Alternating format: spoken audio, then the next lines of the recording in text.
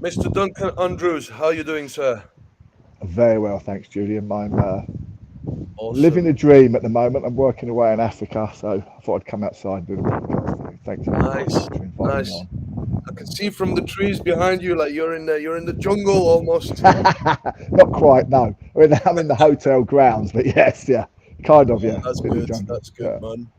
Right, so we got a lot of really interesting things to talk about today. I was thinking if we sure. could just start with you giving us like a quick intro about who you are, what you're into, and then what you're doing basically, and then we'll dive into it at a much deeper level.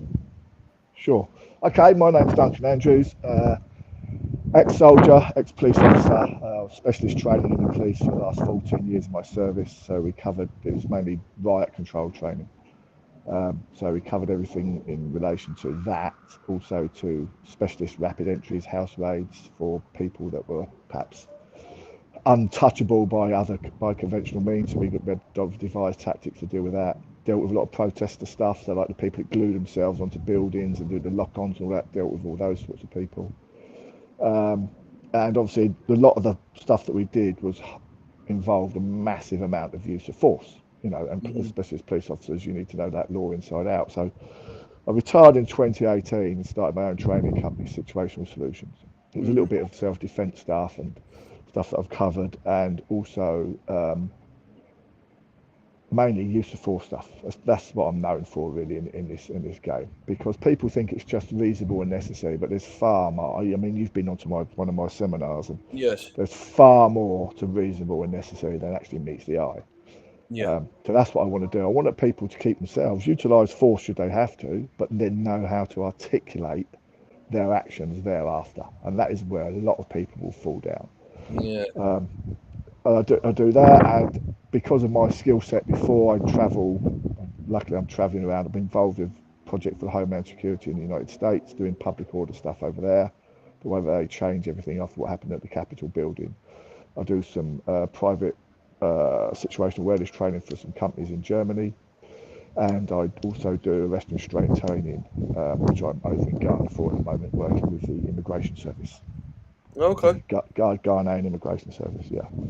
Yeah. So, Quite, quite interesting. Quite interesting career. That's what I said to you when I first met you. You yourself and my father have got very, very yeah, similar you said, yeah. path. Very similar. As being, be it in training in the anti-riots and teaching also, it's very, very similar. Very similar. So where Yeah. were you born, Duncan? Were you born in the I was UK? Yeah? I was born in Luton, Okay. on the counties. My dad was a fireman in the fire brigade in London, and Mm-hmm. there's a chance the county forces were recruiting fire officers from firemen from in London because they're short. So my dad recently got married, and he thought, well, it's a bit better out in the counties. Get yourself out of London, better housing where I grew up. I literally grew up right on the edge of Luton, right on the very last but one street in Luton. Yeah. So as kids, we could turn right out the house and go and play on the bottom of the Chiltern Hills and all the woods and everywhere like that, or we could turn left and get in bus into town. And 95% of the time, we turned right and played out in the hills and the countryside. So it was Yeah. great. I had a great bit upbringing, really good. I Yeah, know, I know a bit Luton. When I first moved in the UK, that was back in 2008, end of 2008, and yeah. I was homeless. I was homeless at first when I first arrived, and it was the Irish travellers that got me off the street, gave me a caravan to live in, and that was, do you know Oh where? right, In Leighton, where? Leighton Buzzard, yeah, just up the road. Leighton Todsbury Buzzard. Farm in Leighton Buzzard. That's where I used to. I've been living there for the whole year at least. I used to do block paving and roofing for them, and Right, so yeah, Luton. I know because we used to pass in front of Luton all the time. You got an yeah, yeah. airport over there as well. Airport, yeah, there's an airport there. The Yeah. Queen had a house there. I don't know if she's Luton Who. The Queen had a house there. I don't think she ever used it, but yeah, it was a royal house. Yeah. Okay. So just when did you start with the martial arts? Is that something have you done martial arts when you were Right, younger, or did you yeah. just? So I did boxing when I was a kid at Luton Boys Club, Hmm. and then I joined the army, and we did like army combatives, really. Yeah, yeah, yeah. Military stuff. It's different to civilian stuff as much as it's got one aim and one aim only, and that is to not to disable, but to kill the person. Yeah. So it's totally different from civilian. Yeah. But most of the time it was firearms and things like that. Because you think if you lose your firearm, you're useless. So if people get that close to you, you've messed up and you have to start using stuff. Not only that, Julian. Well, we'll come on to this as we talk about training. We would wear our webbing and our helmet and all the stuff that you would be wearing at the Quite time. heavy. Yeah. You got a lot of weight on you. So the stuff that you have to learn to do it in that style of uniform. It's easy to do it in a tracksuit and a t-shirt, isn't Yeah. it? But when you've got different amount of kit on, it somewhat impedes your movement. So you have to learn to work around that. And I Yeah. think that's lacking today, is a certain amount of training. Yeah. And I'll come on to that when we talk about the police training, how it For lacks sure. For in sure. relation to that. I got Yeah. questions for you in that. Well, so what motivated you to become an instructor? Is that something strictly professional? You had to do it as part of your career, or is that something No. you wanted Well, to do? when I was a soldier, obviously as you get promoted, you're responsible for your own soldiers and you're responsible Mm, for their training, right? yeah. So when you go away on your courses, you not only all the courses in the army are twofold. They will teach you the tactics and how to use them and all the drills to use the various weapon systems, but I also teach you how to deliver that training to your Yeah. students. So that's one of the really good courses. You don't just go on a course and learn something, you learn how to teach that element of it as well, Yeah. because that's your responsibility when you get back. So I was a sergeant when I left, and so I was responsible for quite a lot of training. I gravitated over to the mortar to platoon, the 81mm mortars, which is like a real black art of mortaring. It's so involved, the mathematics involved behind it and the Yeah. angles and all that sort of stuff. So I was a mortar fire controller, and I was responsible for teaching everybody from the platoon commander, the captain who came in, who was new to that platoon, so I helped him in his development, and obviously all the soldiers under me to teach them how to perform that role within the battalion. So that Okay. was in me. Then I would join the police, and I was just like a cop on the street to begin with, as everybody is, down in Plaistow, East London, which is a great place to work because that borough, that division had everything that could go wrong.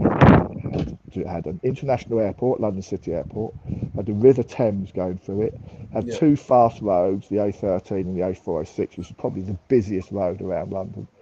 It had nightclubs. It had West Ham United Football Club. It had Mm, pubs. It had every race, religion, and creed and culture working in and around that area. A lot of transient people. Um, so, yeah, it's a great place to learn your craft as a police officer. It really yeah. was. Absolutely. Yeah, and then from there I applied to the Territorial Support Group, more locally known as the Riot Squad.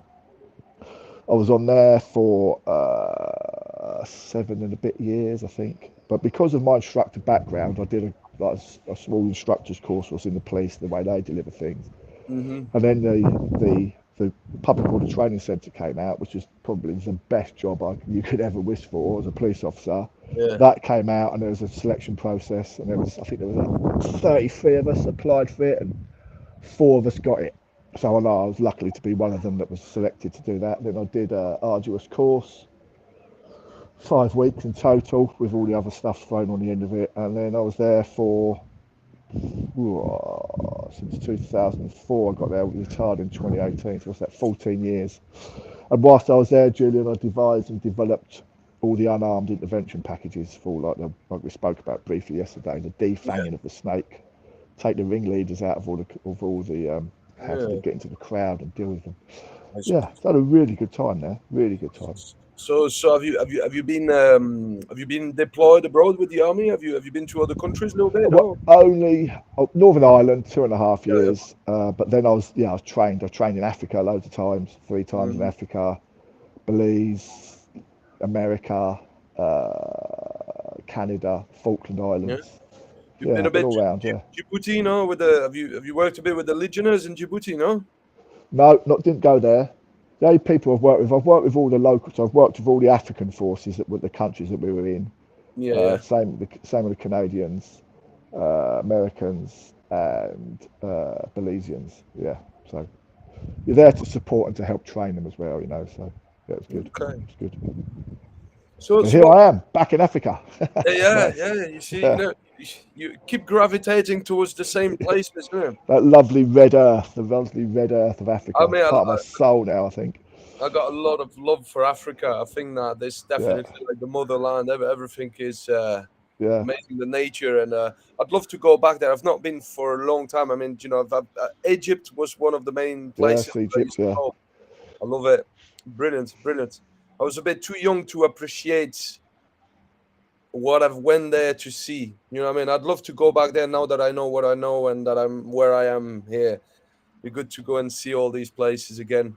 I love I the think, and also, as you age, you you enjoy it more, you appreciate it more because you know absolutely. you've got that worldly wide shoulders on you, and you see Mm, things much better. Your and you interests change realize as well, don't they? Yeah, for sure, yeah. for sure.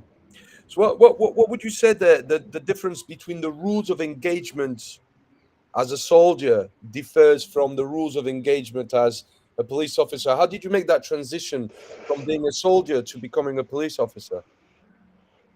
So I was asked this when I joined the police. Right, there was a guy in Mm, my class, and he said, "So you're a sergeant when he's in the army. So how do you feel about when people are telling you what to do? Obviously, people are ranking above me."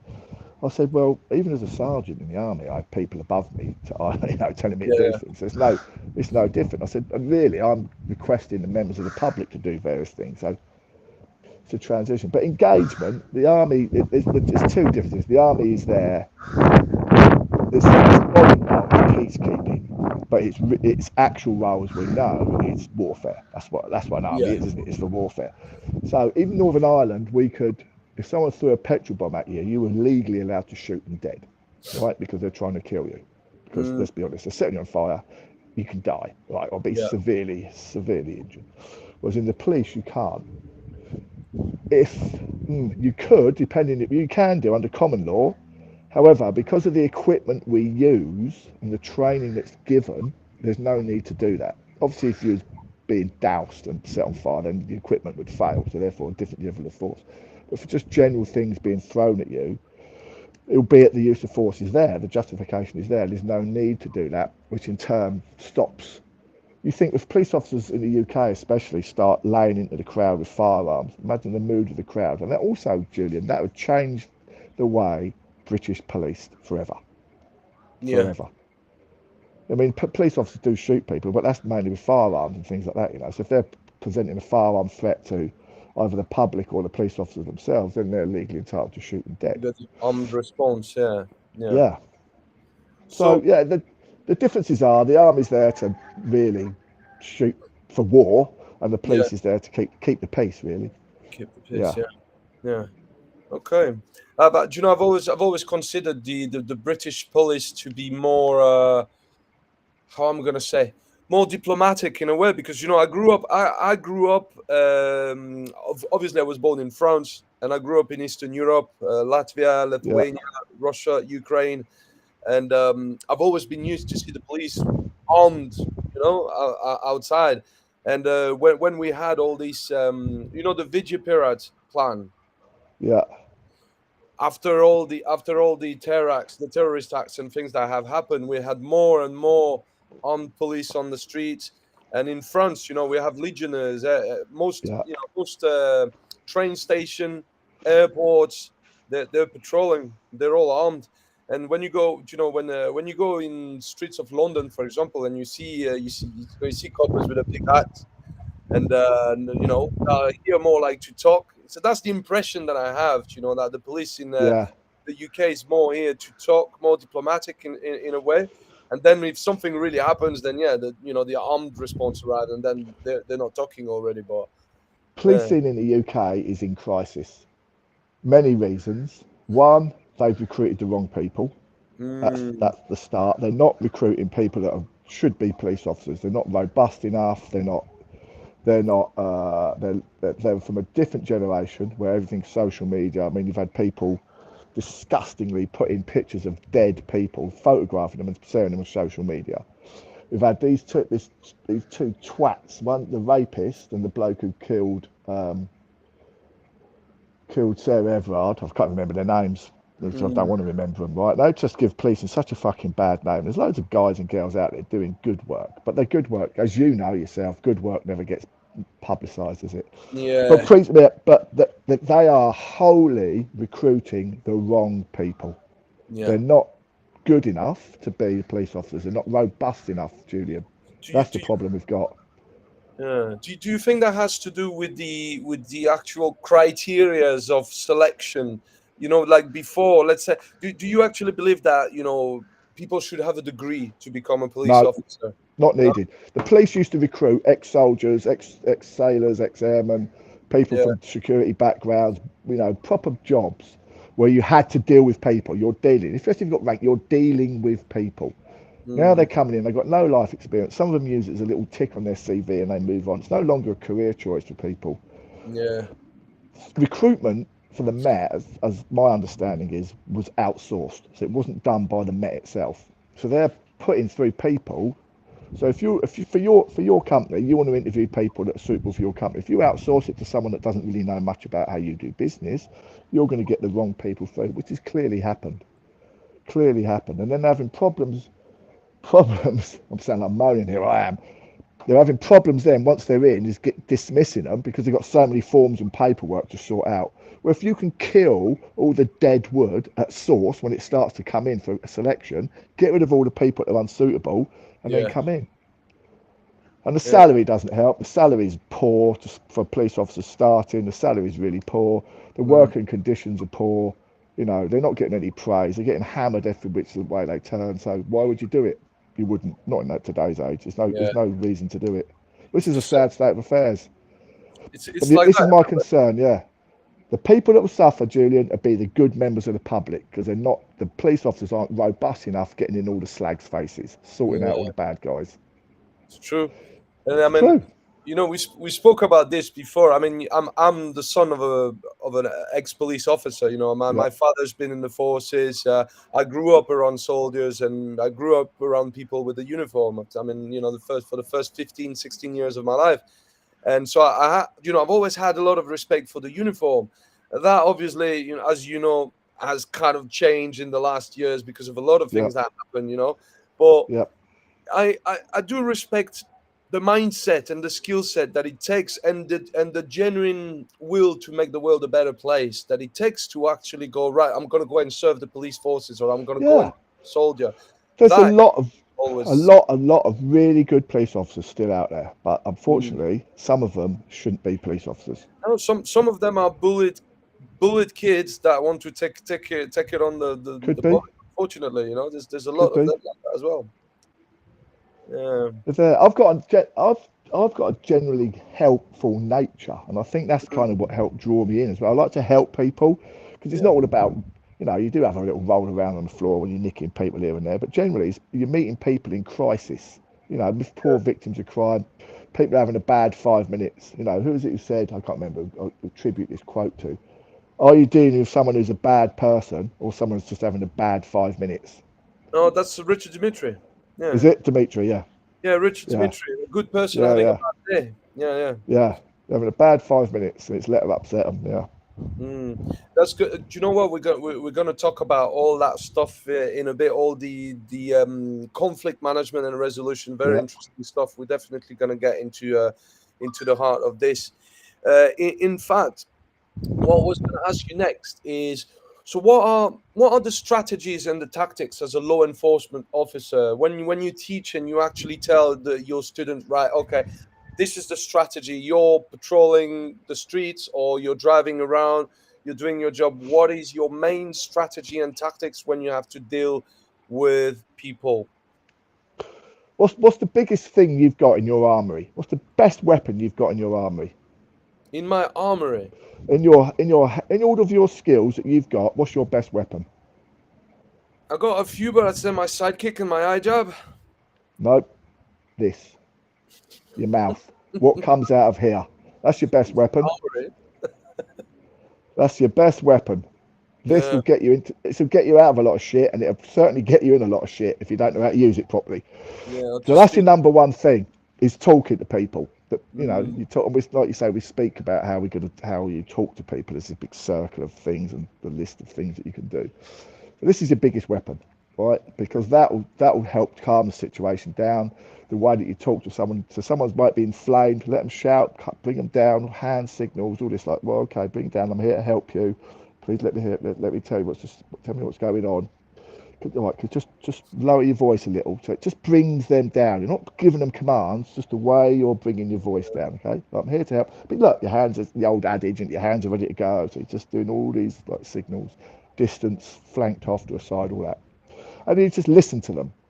So we use something called the LEAPS model, LEAPS, right? So you listen is the first one, and I mean active listening, actually listen to what they're telling you. You empathize with them, like how would I feel in their shoes, what's happened, etc. Domestic incident, whatever. And then you ask questions. So you just ask, what's this, what's that. You use 5W8. So you ask who, what, why, when, where, and how. These are your open-ended questions, so you get replies back.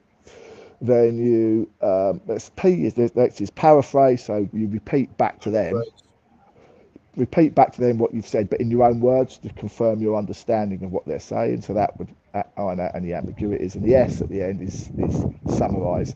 So they might take 2 minutes to tell you something that you can summarise in 10 seconds. Yeah. And then that's a method of communication. Listening's first of all.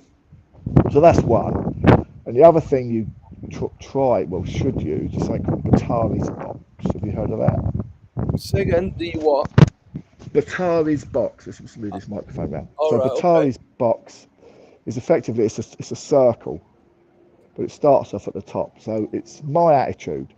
My attitude will affect my behaviour. So if I've got a shit attitude, I'll have a shit behaviour. If I've got a good attitude and a helpful attitude and an understanding attitude, my behaviour will reflect what's going on in my head. Okay. Yeah. Which in turn, so my behaviour, the way I behave to you, will affect your attitude, which in turn affects your behaviour. So this cycle, you can either spring things down, like de-escalate, or you can, depending on how your attitude is, whether you exacerbate that and you explode it beyond all means necessary. Yeah. So the two good methods of communication, Leaps and Batari's box. Okay. Really good. But then you've got to be firm and fair. So you can say, well, I can understand that. And never use the word but as a tip for people if you're on the doors or as a police officer. Never say but. What does that sound like? Say, yeah, I've heard what you're saying. Yeah, I've heard what you're saying, but it means I haven't heard. Yeah. But if you like change that word but, you don't agree. Yeah. if you change that word but to however. Yeah. It's the same thing, but it softens what's about to come after that word, however. Mm-hmm. It's a great de-escalation tool. No, I think it's all really interesting, like to know how to talk to people. I'll give you an example. I mean, I do the doors every weekend. Yesterday we had to get a few people out. Yesterday, there was. I'm not going to talk. I'm going to talk about one incident yesterday where we've been asked to ask a person to leave, and we went and asked the person to leave. The guy had a drink. He was drunk, but we took our time. We gave him his time. Do you know what I mean? He still had maybe like 3/4 of a beer. The compromise was to get him a plastic cup so he could take his drink outside with him. And we've been nice. We waited for him. We had to tell him, look, now it's time to go. You know what I mean? But the communication, the way that we waited and the way that we communicated with him made the situation go smoothly. As for if it was another of my colleague that wasn't working yesterday, after telling him the second, third time, he would have just grabbed him and thrown him out. You know what I mean? Okay. And I was thinking to myself, and I was talking to my colleague about it after, and I was saying to him, look, if it was that other guy, he would have grabbed him, and we were laughing about it. But I said, yeah, okay, but that's one thing, yeah. But if you end up grabbing that guy, and you have to think about who is with him. Has he got a friend there? Has he got somebody that's going to jump on you because you weren't patient enough and you didn't wait enough? So yeah, it's true. But then after, you also have to know when to actually switch it on, because sometimes it becomes dangerous for you. Yeah. So yeah, definitely we're getting to that to that topic anyway. So I was going to say, let's talk about conflict management and resolution. How do Okay. you? That's one thing that's very important. Be it in the work of security or being as a police officer, when you're dealing with somebody who obviously is expressing some sort of emotional distress, the person is upset. The person might have a reason to be upset. We're only human after that. How Yep. do you, the person, prevent this vibe, because somebody's maybe shouting at you, you're gonna tell them to calm down, yeah, or you're gonna try to take their mind away from that so that they calm down, or maybe you're gonna crack a little joke or something, for them to calm down. But Yep. how do you do that? So How the do you, first thing I, the yeah, how do first you, thing, how do like I you get said, rid of your, the sorry, man, first thing you go on. do, if you're there to go, you say, right, I'm here to help you. How can I help? Yeah, Right? yeah. Because what's that done to their psyche now? Mm-hmm. Right, you've come to help them. You've not come to cause problems.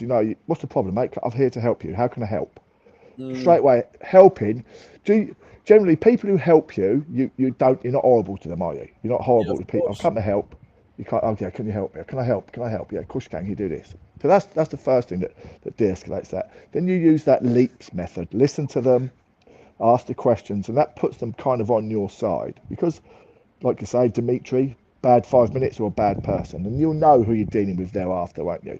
Yeah, Um, and the only thing it's hard to, you've got to listen to what they say. Then you can only formulate what happens next based on the answers they give you to your questions. That's all I can yeah. say on that. So By if you come in, paraphrasing.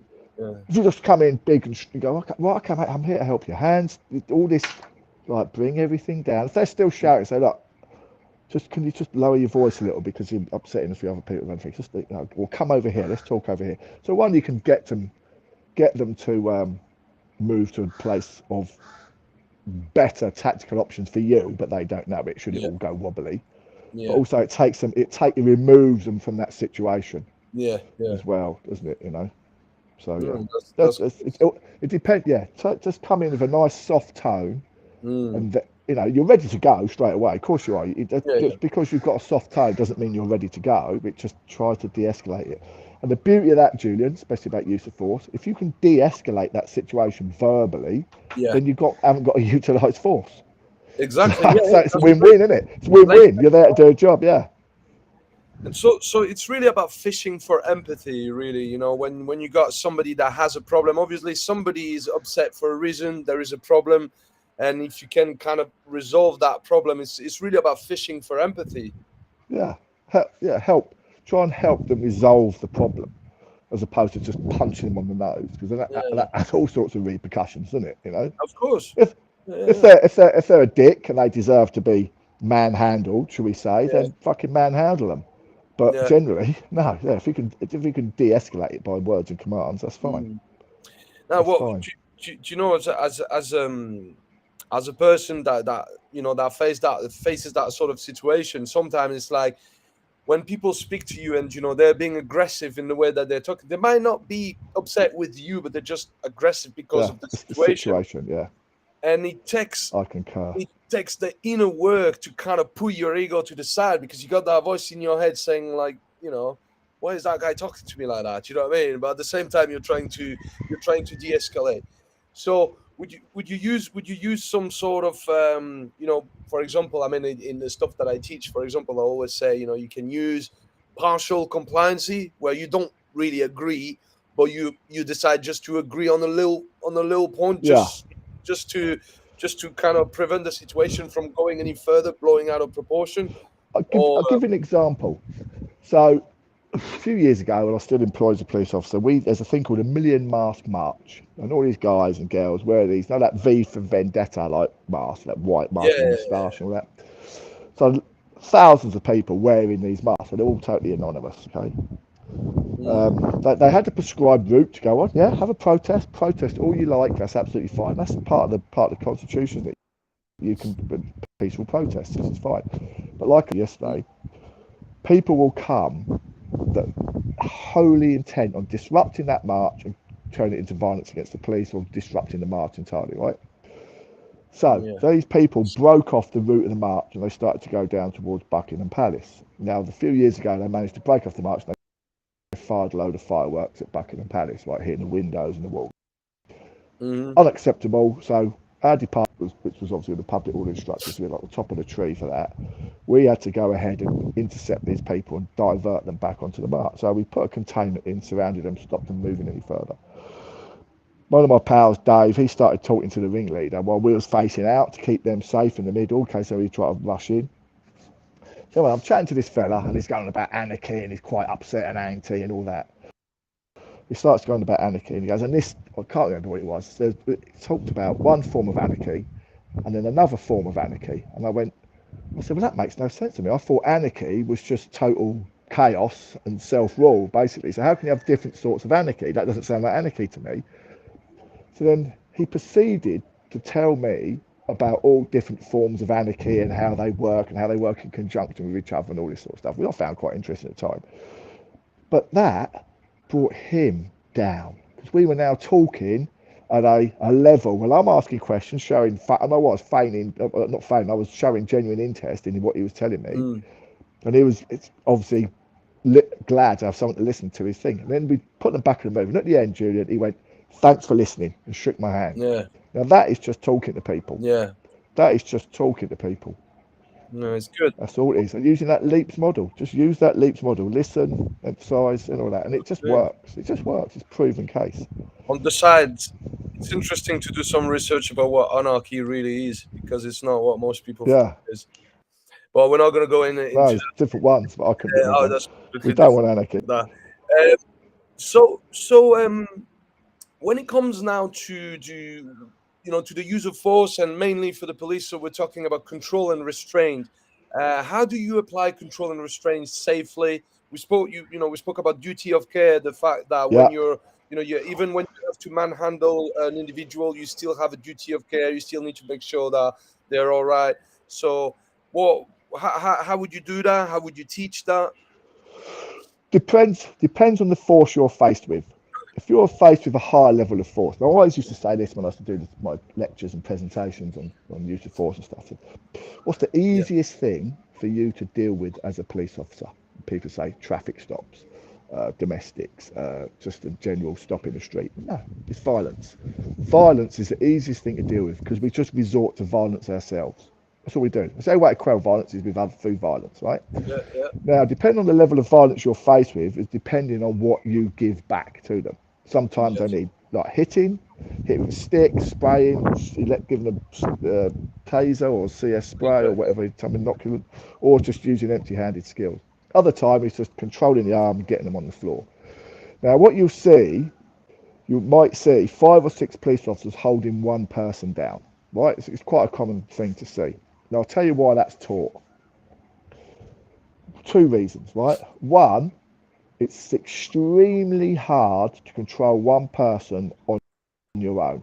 If you've got my arm, another person's got my arm, one person's leg, one person's got another leg, and someone's head to the side, I'm pretty much under control because each of my limbs have been taken out of the game. You'll see them like starfished out, head turned to the side, they do a diamond shape over your ear like that, so you can hear everything's being said, but it's controlling the head. So the neck isn't being interfered with. There's no breathing problems being held.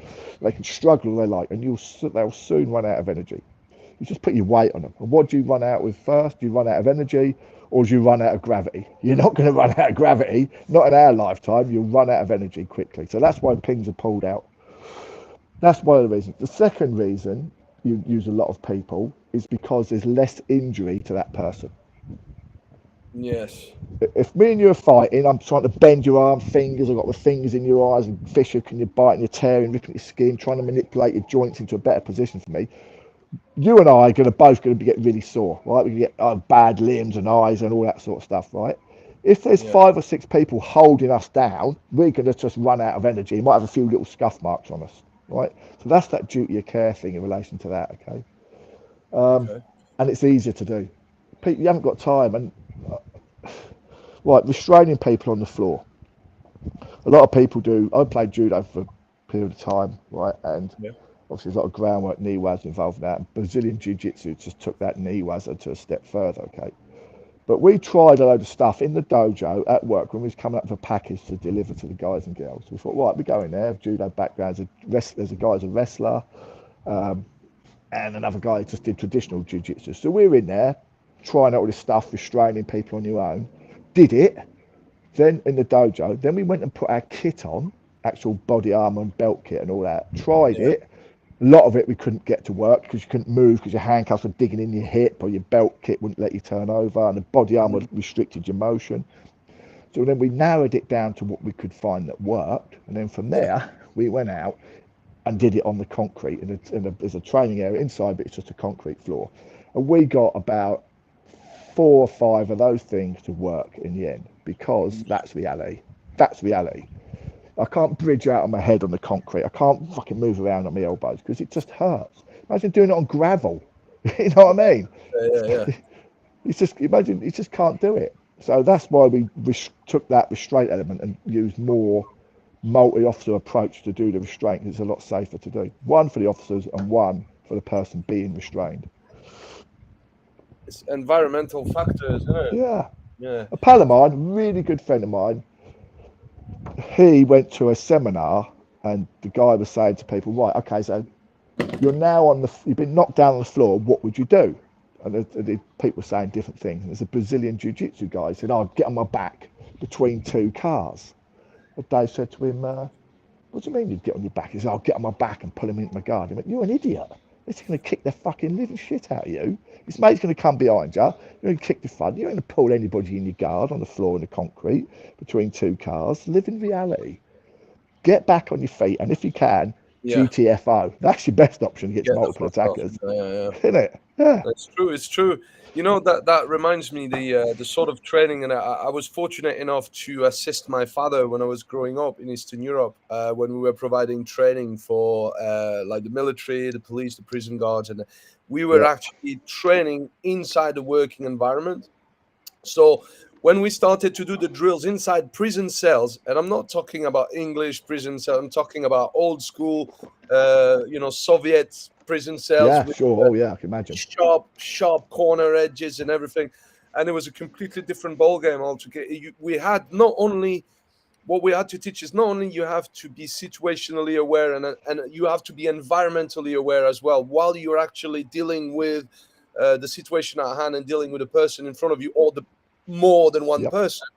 Now you also have to be aware of your environment, because you could hurt yourself. Same thing where it goes. Well, we have to eject people. Sometimes the corner of a table, right in the back of the thigh or in the back, as it happens, because you're adrenalized, you don't really feel it. But in the next morning when you wake up, you're like, what's this? Yeah. I couldn't even remember where you done it. And that's the dangers of the environment. And that's why I think it's very, very important to actually provide that sort of training inside the working environment. So the concrete floor, for example, that's where you see that Brazilian Jiu-Jitsu, as much as I love it, I think it's a great art. Oh, good, yeah. That's a sport. It's fantastic. One person. But as soon as you're dealing with more than one person and you're dealing on the concrete floor with broken glass, dog shit, and all that, it's completely different. It is different, isn't it? Yeah. So, definitely. We were going to speak about team tactics as well, which is a very interesting topic. Yeah, teamwork. Go on. Teamwork, big thing, right? Obviously, everybody has to have a skill set. Let me just move this water tank. Yeah. Everybody has to have a skill set. That's right? You've got to have your own skill set. But that skill set, in my experience and opinion, should be tied in with other people's skill sets. So the people you're working with on the doors, you should know what their skill set is and what their good and bad points are. Like you said, like Russ, my mate Russ, Russ Jones, the top fella. He's saying he wouldn't when he was head doorman, he wouldn't let certain people go and talk to people because he knew it'd escalate the situation. They'd all be having a fight. So certain people, him and a few others, would go in and talk to people and it de-escalate the situation, and then there was no need to use the force. Yeah. Which is what you want. So you work against each other's strengths and weaknesses. But that's in that environment. But generally, when you go out with your friends, you might go out on your own, but you either meet up with them or you're there momentarily. But you're within a group of friends when you go out anywhere, aren't you? Yeah. So in my club, there's only a few of us. We get together once a week, sorry, and we train, and we just do scenario training. We do little technique stuff. This is that. And we do scenario training in the toilets, corridors, in the sort of kitchen area, which we turn into a bar. We have plastic glasses half full of water, so that goes in your face and it all kicks off and all that, you know. So if the glass gets stabbed in your face, it doesn't hurt, but it stings a bit. Don't get me wrong, but it doesn't. It's not going to Of cut course. you. So you've got this weapon in their hand and all that sort of stuff. So you've got to be aware of that, flanking, picking up things to Yeah. equalise it, you know, instant arming, all that sort of stuff. So we do all that, and then we work on stuff. So you're fucking holding me and punching me against the wall. How to fucking get them off, how to escalate, how to dealing with incapacitated people, getting them out safe place of safety, all that sort of stuff. And you've covered that in your videos somewhat, haven't you? You've done a little bit of that in your promotional videos when it was in Oh, that the bar security. area. Yeah. I'm on that project right now, doing for like security operatives. Yeah, it's Yeah, just yeah, the same thing. So you see, for example, what you were talking about is management. It's management because I got a level 3 in management as well, and that's stuff that I learned when I did my management. That so you got a team. Let's say you got a team of people, and let's say one of the doors where I work, we're a team of 8, 9 people, and there is one guy that's really good at talking. It's me. I'm the yeah, guy with the yeah. smiley face. I'm the nice guy that talks to That's people, and that's what you want. And yeah, then you don't have to use force, do you? It's just because it'll, like I said to you on that pre-chat yesterday, when I was in the army, we had a little bit of a dust up the night before, and we go down for breakfast the next day. We're a little bit sore on the side of your mouth where you got clumped. And yeah. my pal said to me, he said, "Do you know what? Win or lose, it still hurts the next Still day." hurts the next day. Yeah, So rather than have being hurt, I know I'm like 58 now, I'm nearly 60. Not that I mm, don't get into trouble anymore. Not that I did, to be fair, right? But I yeah, don't do it. But you don't want to be ending up going, oh, fucking hell. You know what I mean? yeah, I hurt now from going to the gym. That's what I like my pain coming from. yeah, Yeah, that's the thing. So all these little scenarios that help you work together as pairs, mm, the little back-to-backs, getting out, working along building lines, covering and getting stuff in and all that sort of stuff.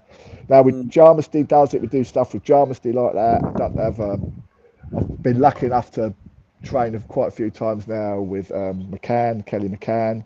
Oh, Kelly Been over, McCann. Yeah, yeah. yeah, been over at his place. Last time I was out in America, I went out to Nice. see him. Stayed at his Combatives. house. Yeah. Yeah, stayed at his place and did some training. I drunk a lot of beer really, and stayed at his house. Stayed at his house that night and had some more beer.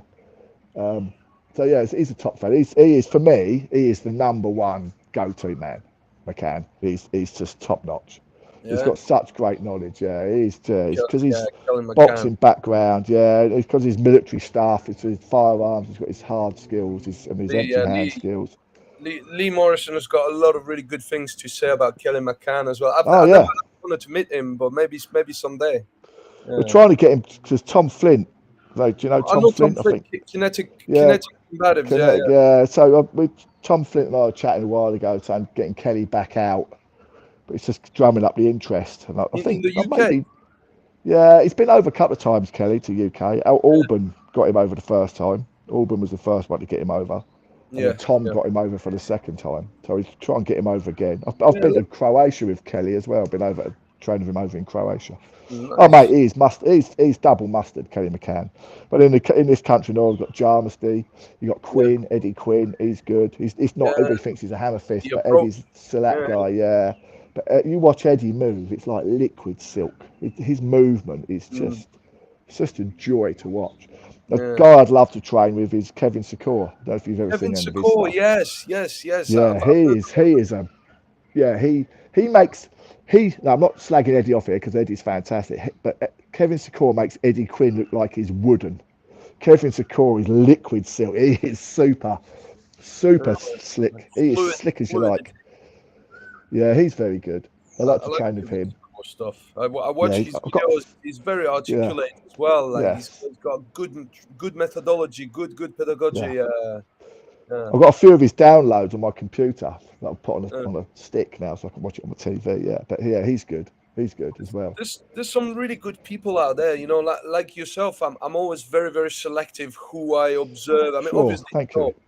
as I was growing up, I was looking at everyone, and then as you gain some combative maturity, and you get to a certain level, you start to look more at certain people, and you realize that the list gets shorter and shorter. Yeah, sure. But they are, Less they is are, more, so to speak, isn't it? Yeah. yeah.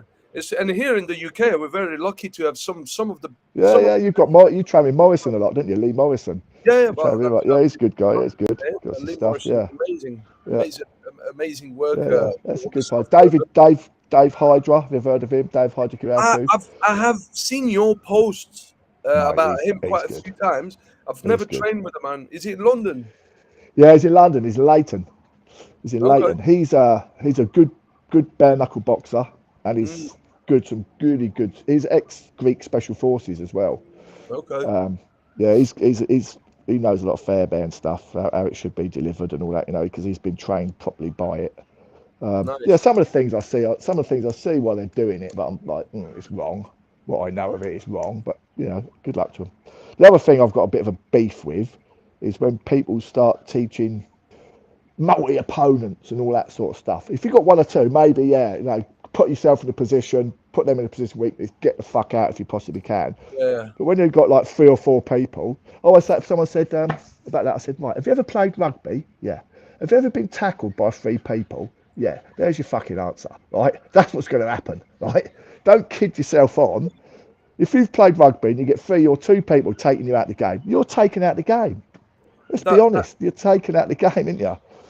that is the thing, like in the world of martial arts, and then in the world of like security tactics, police tactics, and then the military combatives, that there are attributes. There is the attribute development where now you create those attributes: the speed, the head movement, coordination, Yeah, yeah, all that stuff. And then the technical development, which is, you're gonna do certain drills. Like in Aikido, for example, there is a drill where you have 4 people running after you, and their role is to pin you down, to take you down. yeah, And you have to run all over the tatami, make them form a line all the time, try to make them form a yeah. line so they can't get to you. So this, for example, would be some sort of attribute development. It's not the way that it would really happen in real No, life. no, yeah. And then we got stuff that we do in UC, for example. I mean, some of the multiple opponent stuff that we learn in UC is among some of the best stuff I ever seen Yeah, anywhere. When for example, the corridor wrecking ball drill, where you go like maybe 10 people with boxing gloves, big 16-inch boxing, or less than that, and you have to go from point A, from one side to the other, and yeah. before you have to do push-ups and burpees, and then you have to go there, and they're all trying to knock you out, and you have to go to the other side and then do more burpees and then come back. And so it's not Yeah, the way Foot definitely pressure drills, yeah. happen, but it builds you up to that, to It, get you as close as possible to the real thing. it inoculates you getting hit, doesn't it? That's what it Yeah. does. It Oh yeah. inoculates you to a bit, it toughens you up for getting a little bit clumped here and there. Impact inoculation. But Yeah, when yeah. when you are in a situation, it's like working the doors sometimes, when you got a team of 5, 6 people, and you can tell that they're gym goers, or they're probably like training something, and now you got to deal with them. It's difficult. It's really, really, really, really difficult. I mean, it's already difficult to deal with one person. That's the reality of things. Yes, yeah, that's we spend about that. That's why, like I said, police officers generally will get as many people as you can, take the limbs out, stretch the limbs Yeah, out, pull them out so they're not out to the side, they're off at an angle, so it makes it even weaker. Legs out to side, control the head. They can struggle and kick and spit and swear they like, but they're not injuring themselves. now, now one thing now, still on the team tactics, as you say. I mean, I've heard my father say that a lot while he was teaching, is that more than 3 people on one person, they would be disturbing each other in a sense, because Depends on what space. depends how their training is. If they're trained, they shouldn't do. If you're Yeah, trained to hold a leg, it doesn't matter what side you go. You know how to hold that leg, how to turn the foot out. If you're taught how to use an arm, doesn't matter what arm it is. You're taught to turn it and move the yeah, wrist. Keep the hand out straight. Don't let the arms. If the arm's bent, you give strength to a muscle group. yeah, If yeah. the arms and legs are straight, you Straight. take There's away no. all the power. You take away the power. It's all about elongation of muscles and stuff like that. It takes the power. Like I always say when I teach people stuff, stand flat-footed on the ground with your legs dead straight. Yeah, Now jump. You're not allowed to bend your legs. Won't be Try and able to. jump. Yeah, You yeah. can't do it because you've Bit got to different. bend to get power in the muscles. That's why you pull everything out straight, and that highlights the point. You see another thing when it comes to team tactics, some stuff that's being used in the military, in the police forces, and that we use also in the security industry is Yeah, how to approach a violent individual. Either using the pincer approach or the triangulation tactics, where you got one of your colleague that's good at talking, who's going to be yeah, in front yeah. of the individual, misdirecting his attention by doing movements on the high line, while your colleagues are trying to triangulate him to the side. And this guy, okay, this guy is shorter. Your colleague is shorter, but he's a grappler. He's going to go for the legs. That other guy is a bit taller, a bit bigger. He's going to go for the upper body while that guy is talking to him and misdirecting. It's all like a strategy of how to actually approach the person. Or one In the thing, police, it's called contact and cover. I'm the contact officer talking to you, and your cover officer's coming in from a different angle, or yeah, they're there, but they're there, and but they might not be involved in any of the dialogue. They might just be off to a flank, so that person can see them, so they know that there's two of you. And if you don't like talking to me, you then talk to that officer. You yeah, might have a better rapport with him, and I become the contact officer. Don't you're take it to still heart. It's trying, just yeah. what it is. Yeah, yeah, See, one thing that we made it work really, really nice. I'll send you the CCTV footage because we got that. We made sure we got the footage after, where there was one guy, and one of my colleagues started to talk to him, and he wasn't happy because he was he was doing something wrong. And I came from behind. He didn't know I was there. I was right behind him, and I knew something was going to happen because I could see the body language. I knew yeah. as soon as he had his armor on his girlfriend. As soon as he let his arm go, I knew he was leaning towards. And my colleague pushed him into me, and I grabbed him into a seatbelt, and I took him Yeah. out. It was so smooth, Duncan. It was so smooth that nobody else seen it. People kept drinking. People didn't even see what happened. That's how smooth it was, man. Good. That's good. Do you Great. practice that? That's something you should practice at work. What? So one of you acts as a bad guy. You say, what can we do here? It's all sorting out scenarios. Right. What problem did we have last time? Or where could it go wrong? Okay. Right. You go. Right. I'll act as a bad guy. You two deal with me. How are we going to deal with it? Right. Stop it and go, right. What could be done better? And that's how you train. That's how you learn, isn't it? Yeah. Training is where you make mistakes. Training is where you make mistakes, and you get, you get somebody in to help you and do. That's what you should be doing, because you're all there for a common purpose, to keep one another safe is the main thing, and also then get the shit bag out of your club. Yeah. Yeah. As You safely as know, safely as possible, yeah, with less hurt. yeah, yeah. Yeah. And then that's less grief for you if the police get involved, isn't it? Yeah. You haven't got to explain why he's got a black eye and his tooth knocking or his fingers are Yeah. broken. Generally, what we use is pattern interruption, which Yeah, basically keep the person limbic. So even when you grab them in a seatbelt, you're just checking them in all directions, so they can't reorientate. And before they know it, they're outside, and it's job yeah, done. yeah. So that works. So what about pedagogy and teaching methodology? Is that something that you want to talk about when you're teaching all these things? I use, because of my military background and certainly in the police as well, you use something called EDIP: explain, demonstrate. Mm-hmm. So you explain it in fast time, as in real time. Then you break it down into stages. You demonstrate it in bit by bit by bit. Then the students go away and copy you, and they carry on practicing. And Yeah. you, as an instructor, then go around and assist them, especially on holds and locks. There's some of them are quite intricate, not intricate, but it's all about hand placement. They're Yeah. easy to do, but it's getting the hand placement right. Once you get it, it's like riding a bicycle. So I use that method really, and I'm quite a relaxed guy. I'm not fucking in your face and gung ho. I'm quite relaxed. I tell jokes and have a bit of a laugh with the guys and stuff. Yeah. And it just softens the mood a little bit, and then you can go around and just help them. And like, if people are laughing, they're enjoying it. If they're enjoying it, that they kind of learn better. I think if they're like, Yeah. "Boo, you must do it," they go, "Oh fucking hell, look, he's looking at me. Make sure we get it right. Make sure we get it right." It doesn't give you Yeah. free flow. Doesn't I, give you free flow. And that's how I deliver my training. But mm, I've done loads. I've done all courses. I've done all petals and detals courses on delivering training for adults and all that. So I've got all those qualifications. But generally, it's just explain it, demonstrate it, yeah. let them practice, and then you go around. Because you think the first time you do anything skills based, you're shit at it. Let's be Mm. honest, right? Yeah. Because you are, because it's new to you, right? Mm-hmm. And then as time goes on, you become, you become consciously competent at it. So Yes. you think about it as you do it, and then you become unconsciously competent. It's like driving. It's like driving. You're like clunking the gears, you're stalling the car, you're steering wrong, you're hitting the curb, you can't know which mirror to use. And now you drive somewhere and you get there, you go, "Ooh, I'm here." You didn't even thought about it. Yeah. That's what you're saying, and it's just from unconscious incompetence to conscious incompetence to Yeah, conscious competence to unconscious competence, and yeah. then All mastery on those top as four well. elements. Yeah, that's skills based learning, right? Yeah. So what you got? And I always say this to people. They go, "Oh, look at them, you can't do that." I said, "Oh, well, hold on a minute. It was your first time once. It's everybody's first time once, right? Yeah. So cast yourself back. Well, you will show me something new, and I'll be shit at it, and then I'll get it, and vice versa, and that's how it is, right? So don't people that belittle people because they're getting it wrong first time. What is a Yeah. black belt? What's a black belt? It's just a white belt who never quit. Yeah. That's all it is. I That's all said it black is. belt is to hold your trousers, mate. Yeah, that's right. Yeah, but I'm saying, right, in traditional martial arts, a black belt is just a white belt who never quit. Yeah. That's all it is.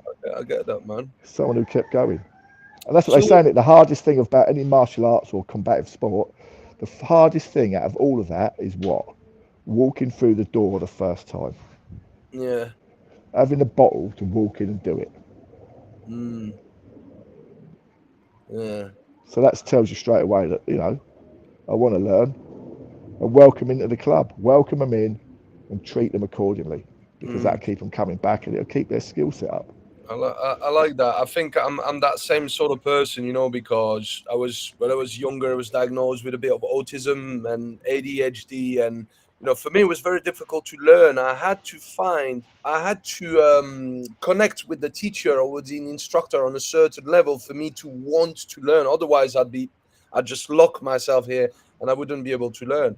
So that's why because I've experienced that now as a teacher, I'm like, okay, how can I make my student feel at ease in order to deliver the information, deliver the content as efficiently Yeah, as possible. brilliant. So it's true. And now you look at certain instructors that are very strict, that are shouting at their students, and it's like, fuck.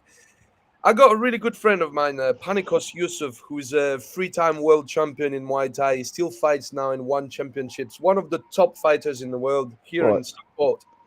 But very good friend of mine. He's a great guy. When you go and have some food with him, he's very very nice and humble, quiet. He's the guy that you will not hear him. He's gonna be at the back of the room, and you'll never nothing to prove because the guy is a Yeah, killer. yeah, but sure. but when you train with him, he's like, "Rah, rah, rah." He's proper shouting at you. And I get it. I get what he does it. He does it because he loves what he does. He loves us. He wants us to be good. You know what I mean? Yes. The only way that he knows how to do it is to shout at us. So I guess everyone's got a different ways of teaching. I Yeah. like to really just relax, observe my student, listen to them, and adapt to their individual learning needs. You know what I mean? So It, that I can. Uh, when I was in the army, right, training, the shouting was reserved for the drill square, right, clearly, and giving somebody a bollocking. yeah, When you're teaching, it's there's no shouting unless you're giving a command. So like, go, all that sort of stuff. But generally, it's all talking, relaxed, because that's how you learn. If you put someone in a state of fear, they won't learn. Because they're more worried about fucking getting it wrong than they are about doing it correctly. If you put them yeah, in a nice, lovely, relaxed environment where you're promoting learning, you're going around, you're helping, you're coaching, rather than shouting and bawling them out, they won't learn. Oh, no. If you assist them, does two things. One, it promotes a really good learning environment, right? And secondly, it will get them confident in you and they'll be more willing to ask you questions, yeah. won't they? That's what they're going to do. That's what they'll do. And that's your thing. So that is even in the army, right? So shouting is on the drill squad, giving someone a bollocking. The rest of the time, the training was brought down to a manageable learning level Okay. because that's how you learn. Yeah, Yeah, yeah, that's what it is, and it's all yeah, really like a progression of things. It's like when you decide, okay, my students now are good to go through the pressure test because yeah, they got that basics, and we've applied it in different manners, and now let's put the gear on and let's see what goes and what doesn't. See if they can make it work. Uh, Yeah, that's right. And another methodology for training is like you know, tell me and I'll listen. Show me and I'll watch. yeah, Involve me and I'll learn. do visual, Yeah. auditory, and aesthetic. Yeah, people learn different ways, but yeah, if you for skills based, it's all of those. Tell them, let them see, and let them be involved in learning, and that's how you Yeah, learn. the VAC principle. So let's if we go on to a bit of a kind of gravitate towards, what would you say that reasonable and necessary use of force is? Is it really always being, have that force to threat parallel, kind of being on the same level? Don't you think that in some situations where you're being faced with lethal force, that you should actually maybe access a level that is slightly higher? Or what I do you say this. This is what I say, right? So remember my presentation.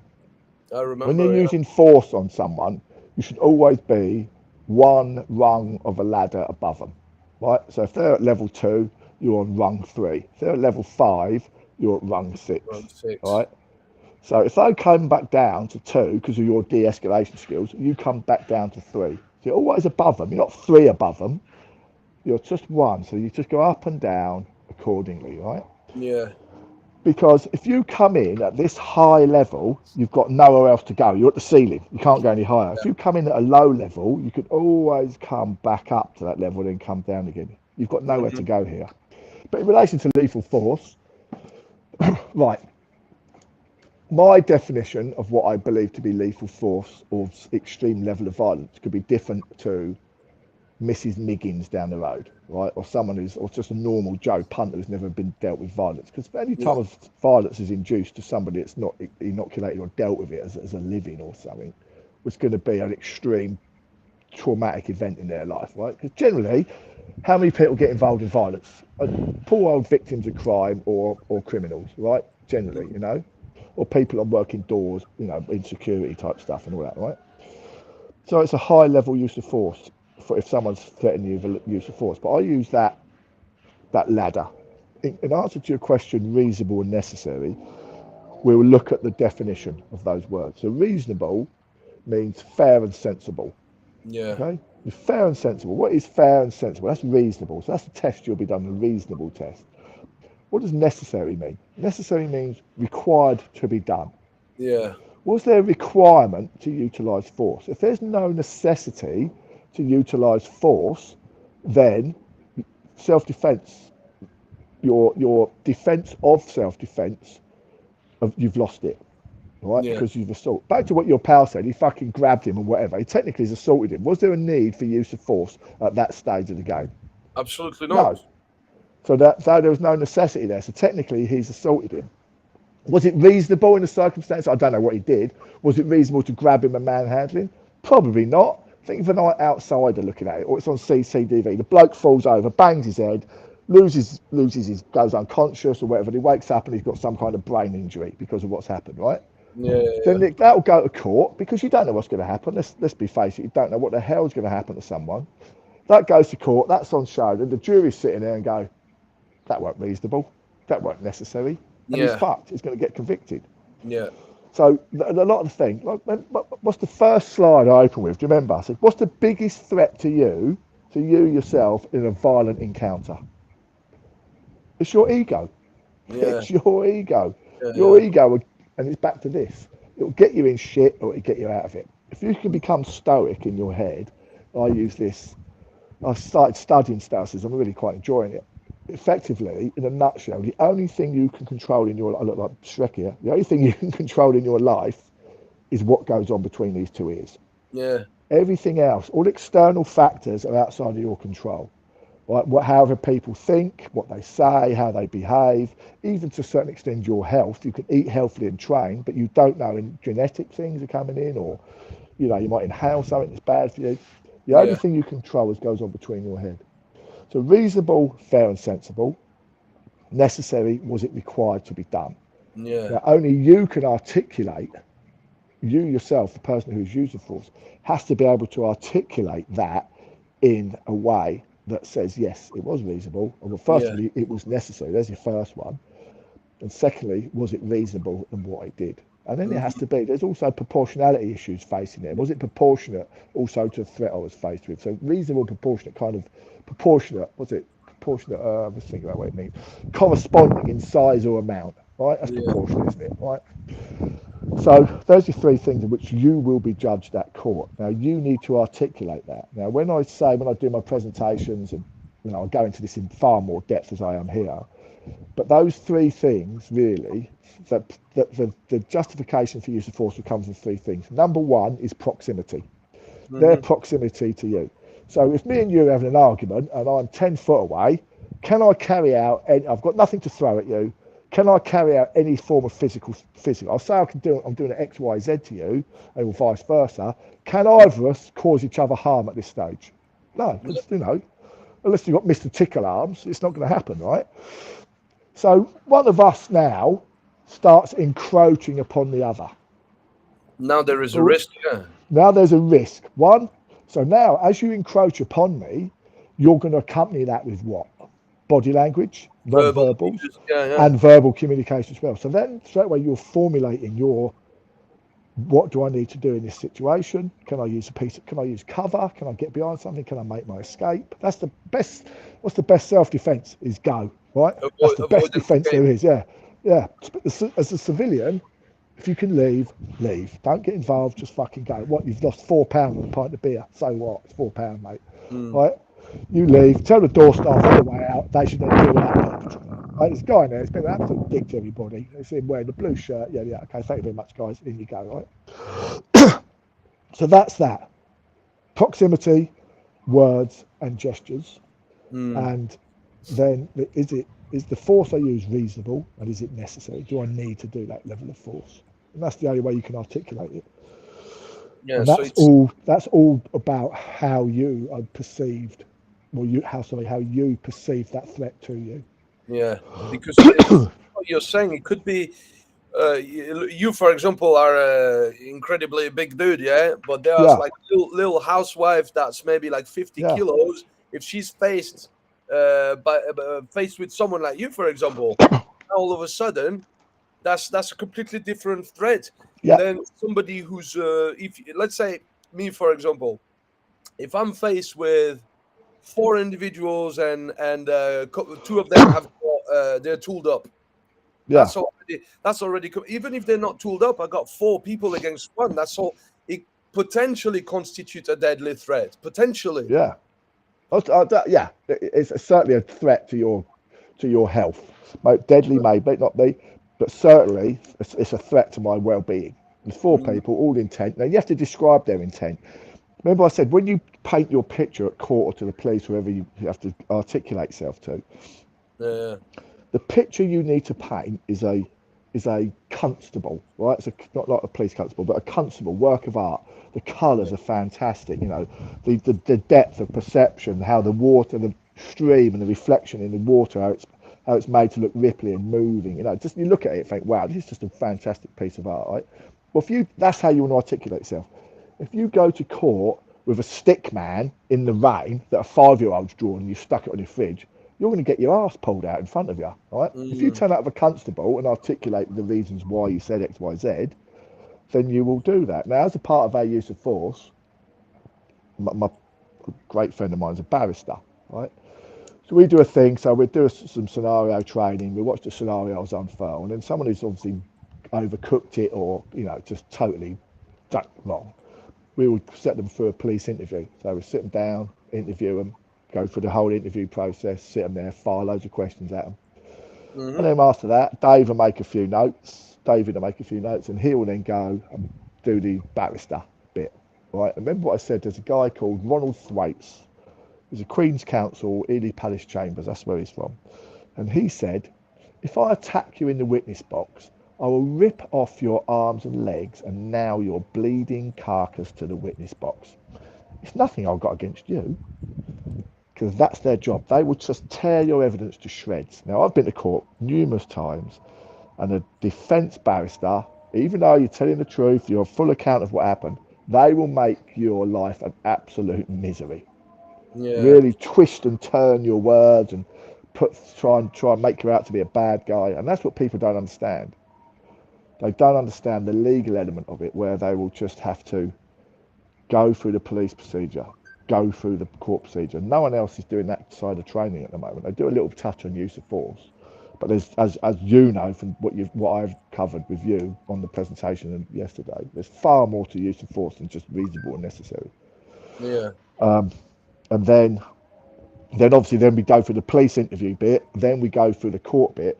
It's harrowing for the person getting that side of element, that side of the mm, training done to them, but it's also fantastic that everybody else sees how it goes on. And everybody we've spoken to, we've done that to, they always say that was the worst experience of my life, and that's just training. That's yeah, just training. For real, your life could go one or two ways. yeah. So I always say, there's three fights. The first fight is the fight with your ego, and the second fight is the actual physical altercation, and then the third fight Yeah, is the legal there's the fight. law. That's what I said. Yeah, that's what I said. Yeah, the three fights. That's what we cover. So listen, I think it's Lee Morrison said it. I think it's Morrison who said it. He said like, there's nothing good about violence. It all just comes out in a, Negative. for you, the person on the receiving end, the person delivering the violence, and then the aftermath. It's the aftermath the aftermath. I don't mean just the legal side. I mean the aftermath of you getting hit. Is there dental Psychological, work? Is there all right? emotional Yeah, traumas. yeah, it's right. Yeah, long-term Yeah, effects of all that sort of stuff. It's all, even if you're the one who's managed to come out on top, you've still got that emotional trauma. You might yeah, do something. Look at Eubank. He's forever regrets what he did to Colin Watson. He didn't mean to do it. Well, not Colin Watson, was it? Michael Watson, when he mm, brain damaged him, didn't he? Well, it wasn't. It was a boxing match, and as a result of what his actions, he give him like brain damage. So that's on his mind all the time as well. He says. mm. So. PTSD. Yeah, Yeah, yeah. And no, there was no malice in it. There might have been at the boxing match, but he certainly didn't set out to give the guy permanent brain damage, did he? He just set out to beat him in the fight and become the champion. I think that's definitely something that should be covered more in the world of self protection. Is that most people actually teach the actual in-fight confrontation. You go to see your local self-defense club, or it's always about, okay, the fight, how you deal with the fight. But people forget that there is a beginning, a during, and a after. So what Yep. can you do before the fight explodes? What can can you actually perhaps work on your situational awareness, environmental awareness, Hmm. behavioral awareness, in order to spot pre-threat indicators, and then just find a way not to be there in the first place if you can avoid and escape it. And then, and that's the thing when you say in court, that's, I mean, if you understand this, then if you say, right, okay, let's say I was there with my family, minding my own business, that person approached us, I've sensed that there was something wrong. I didn't really like the way the guy looked. Um, the guy tried to kind of talk to us. We tried to remove ourselves. We tried to physically remove. I tried Yep. to remove myself with my family several times. The person stepped in front of me. I tried to de-escalate. I put my family in behind me, and I tried to de-escalate. At which point, I spotted some sort of pre-threat indicators. I mean, the guy was obviously sweating. His eyes were all weird. Maybe he was under the influence of drugs. Could see the vein popping here and here, and he was becoming all red. And he was maybe talking to me in single syllables. And all of a sudden, I see him as he talks to me. He's clenching his jaw like this, and now he's clenching his fist. And all of a sudden, he shifts his weight, and his hand disappears in the background. So I just decided to do something first because I didn't want to wait. Maybe the guy was nervous and he was reaching for a pack of cigarettes, or maybe he was reaching for a weapon.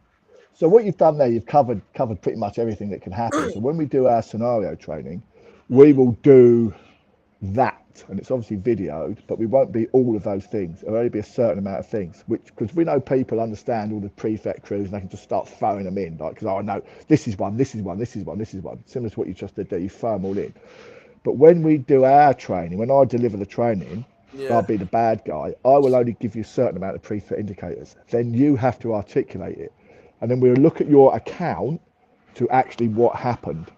So that's the other thing, because people try to think, right, if I get every pre-threat indicator in there, great. I'm going to fucking make myself look good. And at the end, I go, well, smell of rat there because there's just too many. Whereas if you have to pick up on certain ones, Yeah, then articulate it that way, just by adding more, because it's all about finding out the truth, isn't it? So yeah, that's why we video it. So if should it happen, your account will actually match what happened. Now we understand there's adrenalized threat and memory loss and all that sort of stuff in yeah, relation yeah. to that. Oh, But yeah. generally, you have to watch what happens, and that's why because this right. Let's face it, this isn't sexy training. Bashing pads and throwing people on the floor and having whacking around, being like chaos Mm, is quite good training. But this is like, oh, sit down, listen to this shit. Oh, fuck off, it's boring, right? I want to run around and hit stuff. And now you hit someone, and now you go, oh shit, I wish I'd paid more attention to my legal side of things, yeah. because you should be they should be paid, in my opinion, they should be paid equal weight. Mm, They yeah. should be paid equal weight. I'm paying much more interest now to that side of things, because I think as well that is something that should be covered much more. And you see, for example, you got the situations where you got only partial witnesses. And Yeah, I know someone in Latvia that used to do the doors with me, and he one day he had to deal with somebody, and somebody pulled a knife on him. He was at the bar, but it wasn't obvious. He just took the knife out of his pocket while his hand was still down, and he got the blade out and he started to threaten him. And what my mate did was grab a bar stool and smash it on the guy's head, which, as far as I'm concerned, I think he did the right thing. But yeah. what he didn't do, and he got in trouble for that, because when the police arrived, and most of the people, what did they say? They said, we seen that big guy smashing the chair on the, smashing the bar stool on that other guy. The knife's not been found because there was too many people. Maybe somebody grabbed it, and he ended up, having to go to the police station. So, I mean, at that point, what could he have done? Maybe being really loud and said, "Drop the knife," as he was Yeah, grabbing. yeah, create a witness. Remember I spoke about create a witness. The other Create. thing, when the police do statements, witness statements, there's a little mnemonic called advocate, which came out of a case. I can't remember the actual case law now, but effectively it was obscurements to view, really. So it Yeah, was like, how can you tell it was him when he had obscurements to view? And so it stands for A, stands for the amount of time you was watching them. How long did you actually observe that going on for? D was the distance. How far away were you? So that could obscure, right? V was the visibility. Was it foggy? Was it night time? Was it dark? What type of lighting there was? All that sort of stuff. O is the any obstructions to the view. Was there a pillar in the way? Was there, a lamp post in the way? Was there cars keep going past? And whilst you was watching it, lorries going past, to obscure the vision. You're looking through the gaps of the traffic. K, do you know them or have you seen them before? Okay. yeah, T, the time lapse. It has the time lapse from you seeing them to you now making this statement. And the E is errors or mental discrepancy. Or it could have been blue, or it could have been green, but the light was like yellowy light, so I couldn't really tell. So that's all those things are covered in the statement, which gives added weight to that statement. yeah. Because you see a lot of case in courts where they're using a video footage, and it's only partial. It's only Yeah, maybe towards the second that's where half. advocate comes in. Yeah. Yeah.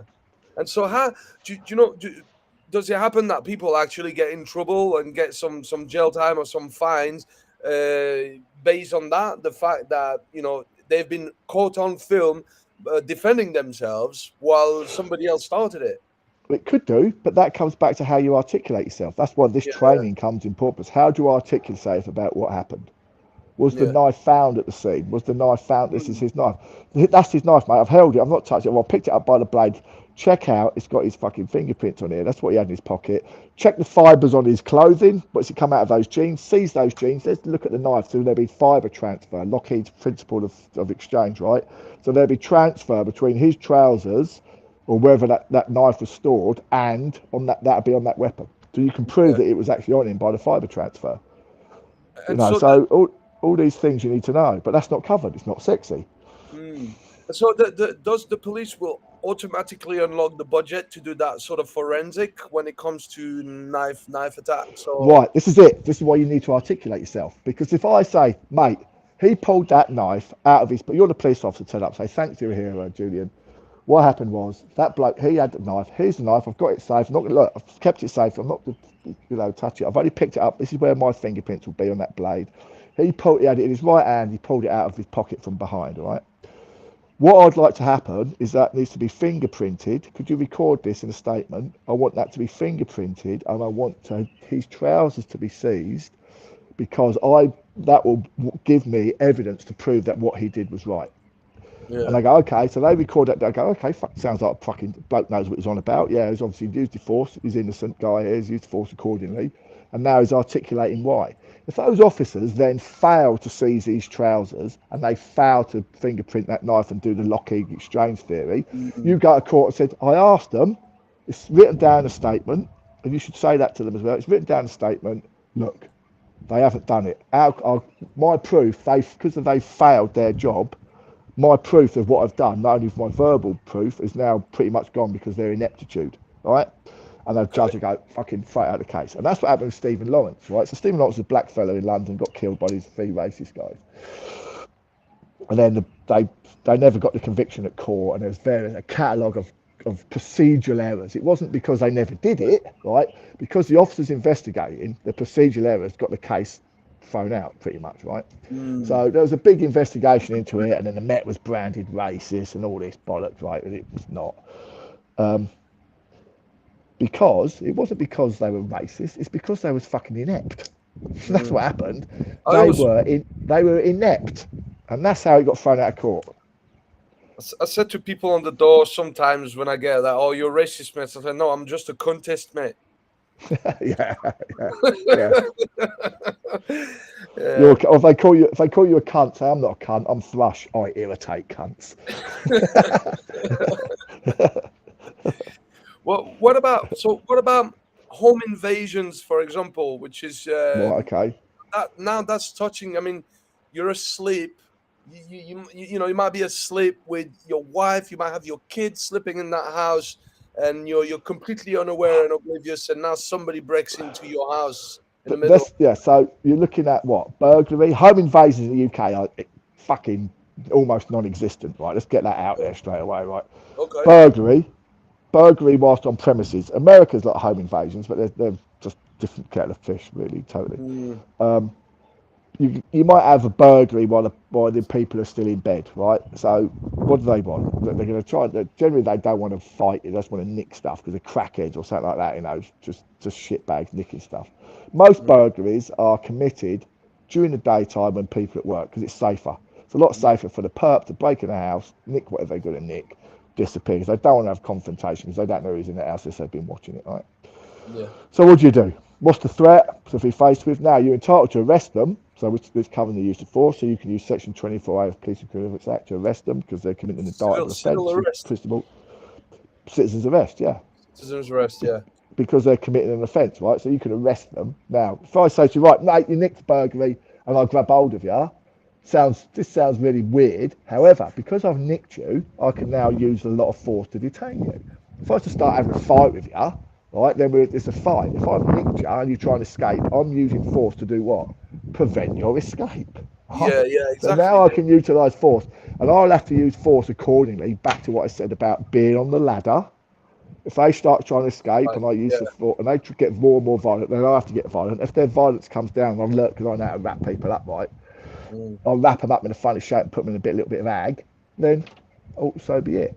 But that comes down to that. That's why people laugh, haha, citizens arrest. But if you've arrested them, you can use force to detain them. And that's why then any force you use is easily justifiable, isn't it?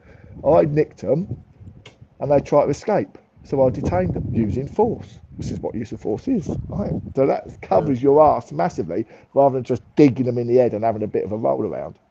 They're nicked, mate. I've nicked him. I need the police here now. Okay, thank you very much.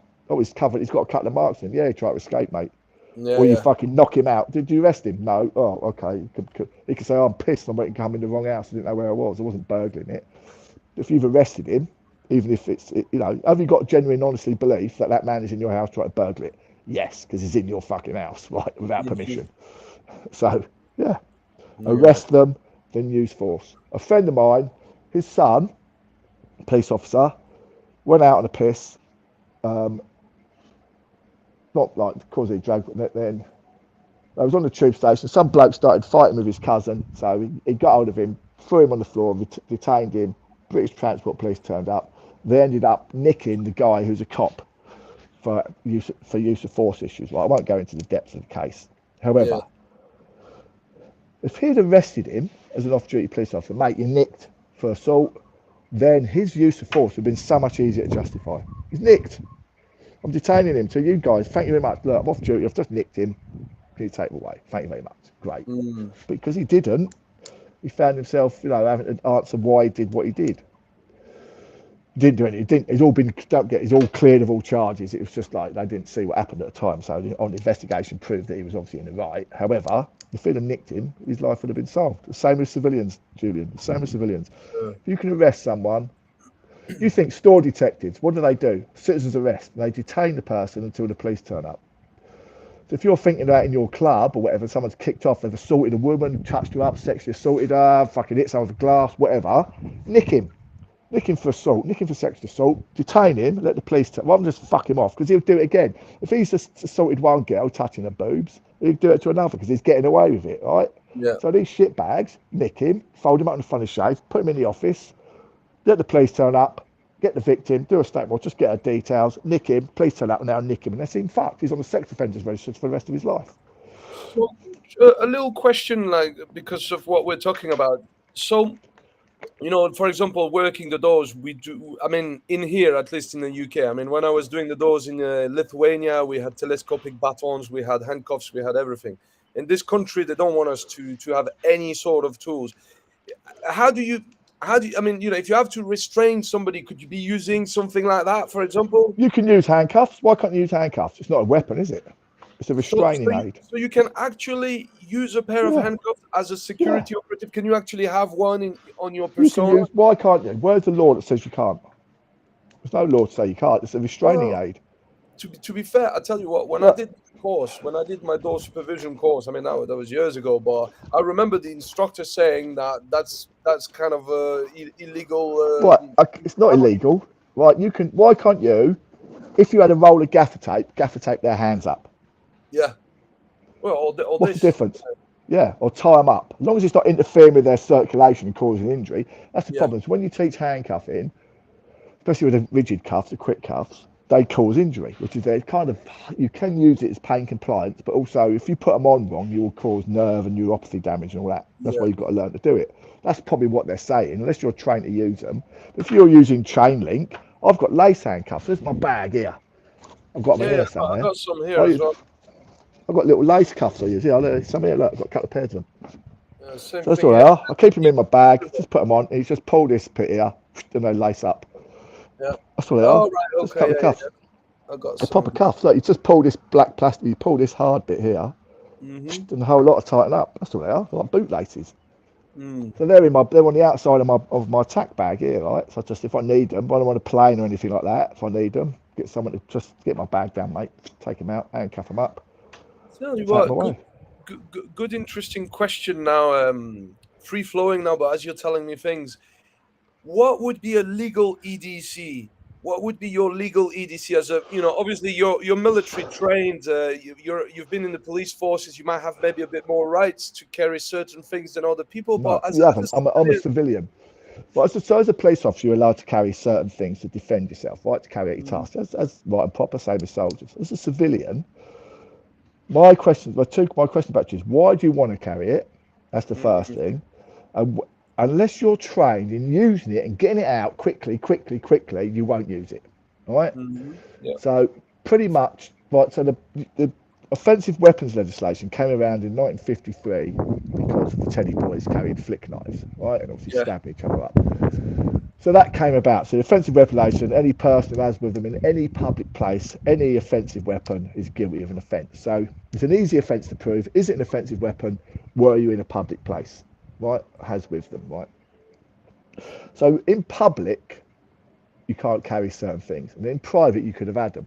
The law changed in 2016, 17, maybe 18, something like that, recently, where now certain weapons can't be carried in private, can't be held in private, like knuckle dusters, balisong knives, push daggers, flick knives, all those sort of batons, all those things can't be held in private anymore. Because what was the reason that came about? Police were raiding criminals' houses, right, and finding out these knuckle dusters, flick knives, and all that. But because the legislation said, oh, you can still have them, they weren't allowed to seize them at that moment in time. But knowing that they could be used in crime thereafter, that's why the law got changed, right? So batons, unless it's an antique truncheon and all this sort of stuff, you can't have them in your house, right? So EDC, right, everyday carry. One, why do you want to carry it? And two, unless you're trained to get it out and use it, you're not going to use it. Sorry, what was you going to say? I was going to say just a question. So you said certain items are illegal to have at home now. Um, for example, a tonfa, like a side handle Yeah, baton it's a baton, right? that would be used as an instructor. You would use, I mean, it's a Okay, so if there's your defence there, right? Your defence is right. So if you've got one, okay, maybe you've got one. If you've got half a dozen of them that you use and your students use, then say, look, I'm an instructor and I teach this. This is why I've got them. Absolutely fine. Remember I said about the transportation and public place and that's another the, thing. the, Let's say if I'm going from my home to a seminar and I decide to work that's the or reasonable excuse. That's a yeah, reasonable excuse, isn't it? It's a reasonable excuse. Well, I've got all these batons and whatever. I'm now taking them to my class. Fine. mm, There's your yeah, excuse, isn't it? You've got to transport them. And then you transport them back. And if you transport them back and go via a pub and have a couple of shandies with your mate and then come home, that's still on the way home. But if you leave them in your car 3 days afterwards, that's not a reasonable excuse. So yeah, when's your class? Monday. It's Wednesday today. Why have you got me in your car? I forgot. Not an excuse. Forgetting is not an excuse. Does everybody get yeah. away with everything? But no, you know. Mm. So yeah, you've got reasonable excuse to have them. But yeah, so EDC. I don't know. Why do you want to carry it? Well, Right. So I live out in the countryside. Right. I've got a proper wax barber jacket, and in my pocket I've got a little penknife. Right. And it's not for fucking stabbing people. It's for cutting things. My dog gets caught or whatever. You know what I mean? It's yeah, handy yeah, to have a yeah, little, just yeah, little, it's yeah, got a bottle opener on it and a little screwdriver and all that sort of stuff. Right. Just handy to have a little knife out in the countryside. Makes sense to have one. I don't carry it with me when I go on the street. No need. Don't yeah, need it. If you're going to have something, just have a nice metal pen. Something like this, right? yeah, yeah. It's a metal pen, it's a stylus, it's got That's a thing on the end. It's not a tactical pen by any means at all. yeah. It's got a torch in the end. Look, where are we? Mm-hmm. So it's a good little pen to have. It's got a stylus or I can turn it and it becomes a pen. If I want to use that as an EDC, that's Yeah, what I've got. All right? Good little pen. But you start looking at tactical pens, you know, why has it got all these shapes on it and why has it got a yeah, point yeah. on the end? Do you know what I mean? It's clearly what it is, what it Design, is. yeah, yeah. I mean, you could say, it is designed to break glass, maybe also, Yeah, which ain't gonna wash. Ain't gonna wash. You might get someone, might fool someone, but it's not gonna wash. If you need to carry a pen, right, Julian, it doesn't need to. If I hit you in the head with this pen like that, it's gonna hurt. It doesn't matter if it's got a point or not. yeah, It's yeah, of gonna course. hurt. All right, you don't need a point on it. Like Kenny When I mean, McCann said, he said tactical pens end up in people. You want something that ends yeah. up on someone. Do you know You when I know? mean EDC? I don't necessarily mean weapons. I mean, you look, for example, my first aid box follows me everywhere with a tourniquet. That's part of my That's EDC. Oh yeah, Uh, right. Okay, sorry. So yeah, I'll just take a little first aid kit. I've got one in here. I carry this everywhere I go. Toothbrush. That's yeah, my yeah, every day. So when you're on air, but I fly around the bloody lot. When I wake up with mouth full of get in the toilet, scrub my teeth with a toothbrush. I carry on. Like what am I looking at now? I've got a ruler in my bag. I've got these everywhere I go. Little multivitamins. All that sort of stuff. Hair grip I use to clean the ears out. I've got a power pack in case my phone goes down. yeah, yeah, yeah. That's part Carry of it. water. I've got some, just stuff that makes my life easier. I've got Pro Plus tablets if I'm feeling a bit flat. I'll pop a couple of Pro Plus. Out Mm, here, I've got some like Light in case I get a bit dehydrated or whatever. Yeah, okay.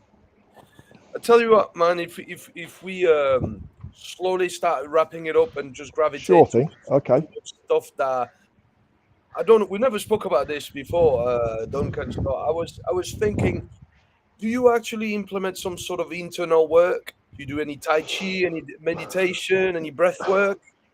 Now I like going to the gym. I like Uh, pitting myself against the iron. All right. Now I'm 58 now. My strength's gone right down. Still in fairly good nick, But I just challenged myself to got to do it. One more. I trained with a guy who's 32, and I always beat him. I won't let him beat me. Fuck, Mm. kills me half the time, but I won't let him beat me. Right, so that's my mental psychology thing. Yeah. I wouldn't say I had a battle with alcohol. That's not true. I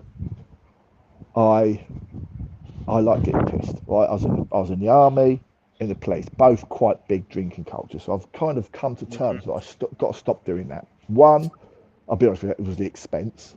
Right, Yeah. it's Yeah. getting expensive. And two, for that the health thing. I mean, Your I can health. still drink. I can still drink a lot, an awful lot of beer, right? But the next day, 2 days, I suffer really badly. Yeah. Like hangovers, really bad. So I've cut that out. I drink water.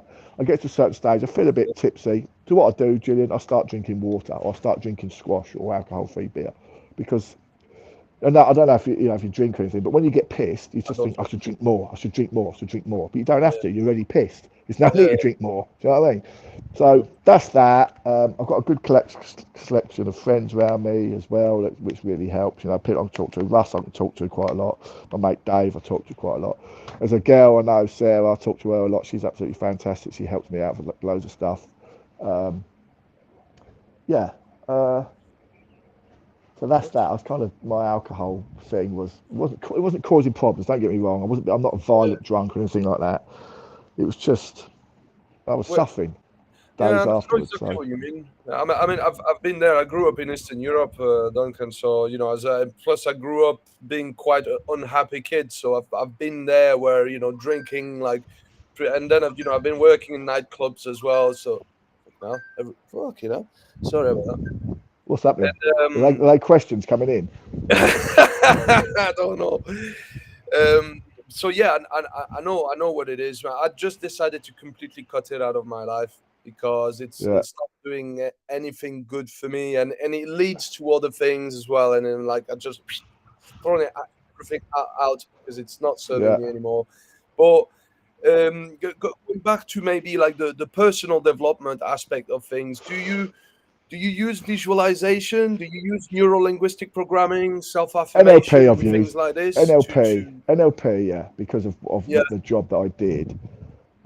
Then to teach? I yeah, to teach, but also when you're talking to people, Yeah. yeah, to teach kind of.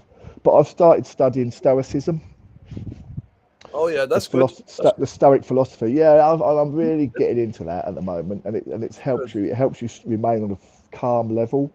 Yeah, You know, it helps you. Like I said, the only thing you've got control of is this. What it's happens here? fine. Yeah, Everything else, everything is gone beyond from the beyond. outside. Yeah, it's the inner world that you wanna Yeah, that you wanna keep a grip around, so that the so basically what you experience is an outward manifestation of what's happening inside, isn't it?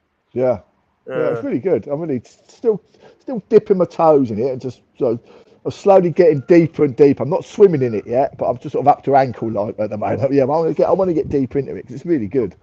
I find Yeah, it really good. Yeah. that's good. So have you ever had any moments of epiphany in your life? Any big shift, any spiritual awakening, or any type of awakening? Something that really transformed your life, and then it could have been a near-death experience. It could have been, anything that really made you think, "Whoa, I gotta change something now." Um, no, I've had done some things that still make me shudder to this day. Right, Yeah, make me shudder. I'll tell you about one of them. It's done now. So nothing, no violence or anything involved. Palamine, really good Palamine, still great touch with him, fantastic guy, Andrew Coombs, right? yeah, He left the army. We joined the army together. He left the army, and I went to see him. And he had an XR2i when they first came out. Do you remember them years ago, right in the 80s? This is like mid 80s. XR2i, little sporty Fiesta. So I'm yeah, pissed as a fart. I know how to drive, but I don't have a driving license at this stage of my life, right? So we go to the bar, we play pool, drinks, catch up, have a great time. Anyway, he goes, I said, I can't drive your car back. So he went, yeah, go on then. So I'm now forgetting, right, I'm drunk, totally drunk. mm, I've got no driving license and I've got no insurance. So there's three things that really screw me over, right? So now I drive his car, which is pretty much a high speed little speed machine, right? Lucky it's late at night, and I'm screaming round the roads. Tyres are screeching, like weaving in and out of all the parked cars. Get back to his place. I wake up in the morning and go, oh, fucking, I can't believe I did that. And now, every now and again, I think back to that and I think, oh, what an idiot. Because if I'd have been caught, my whole life would have gone a different direction.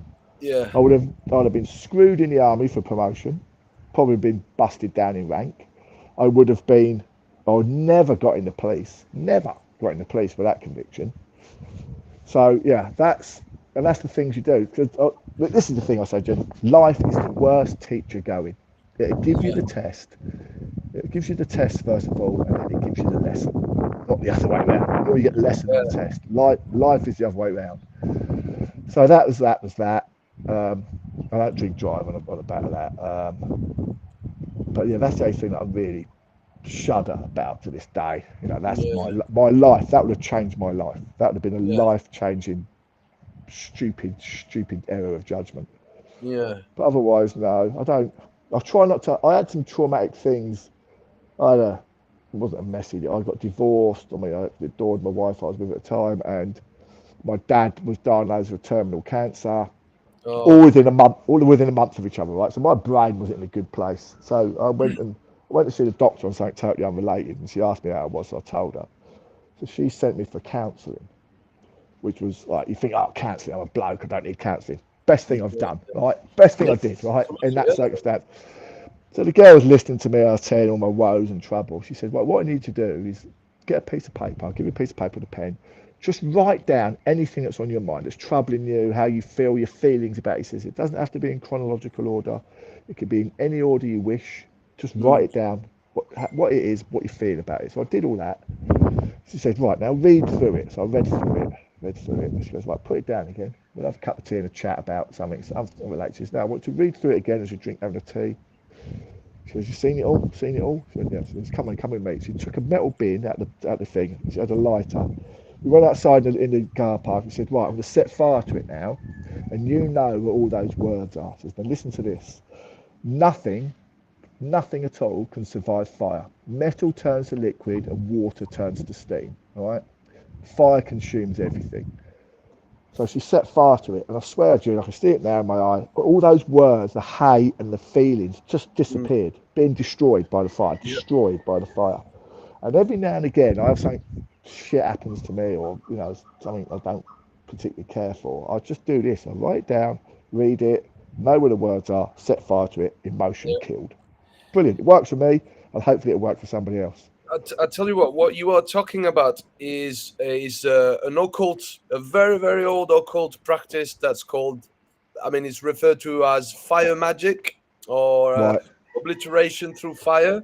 Basically, it's an ancient shamanic practice as well, where people used to actually put their worries into an object and just throw that object into the fire to get rid of these of these negative thoughts or negative emotions. So it's interesting because I know that because I've been studying like esoteric practices for more than 15 years now, and a lot of the stuff that counselors and psychotherapists are teaching are actually very, very ancient practices. They might not know, they just think, oh, you just got to do that. But when you look into it, you're like, wow, yeah, this is old school magic trick. That. So if you could go back in the past and do something differently, what would it be?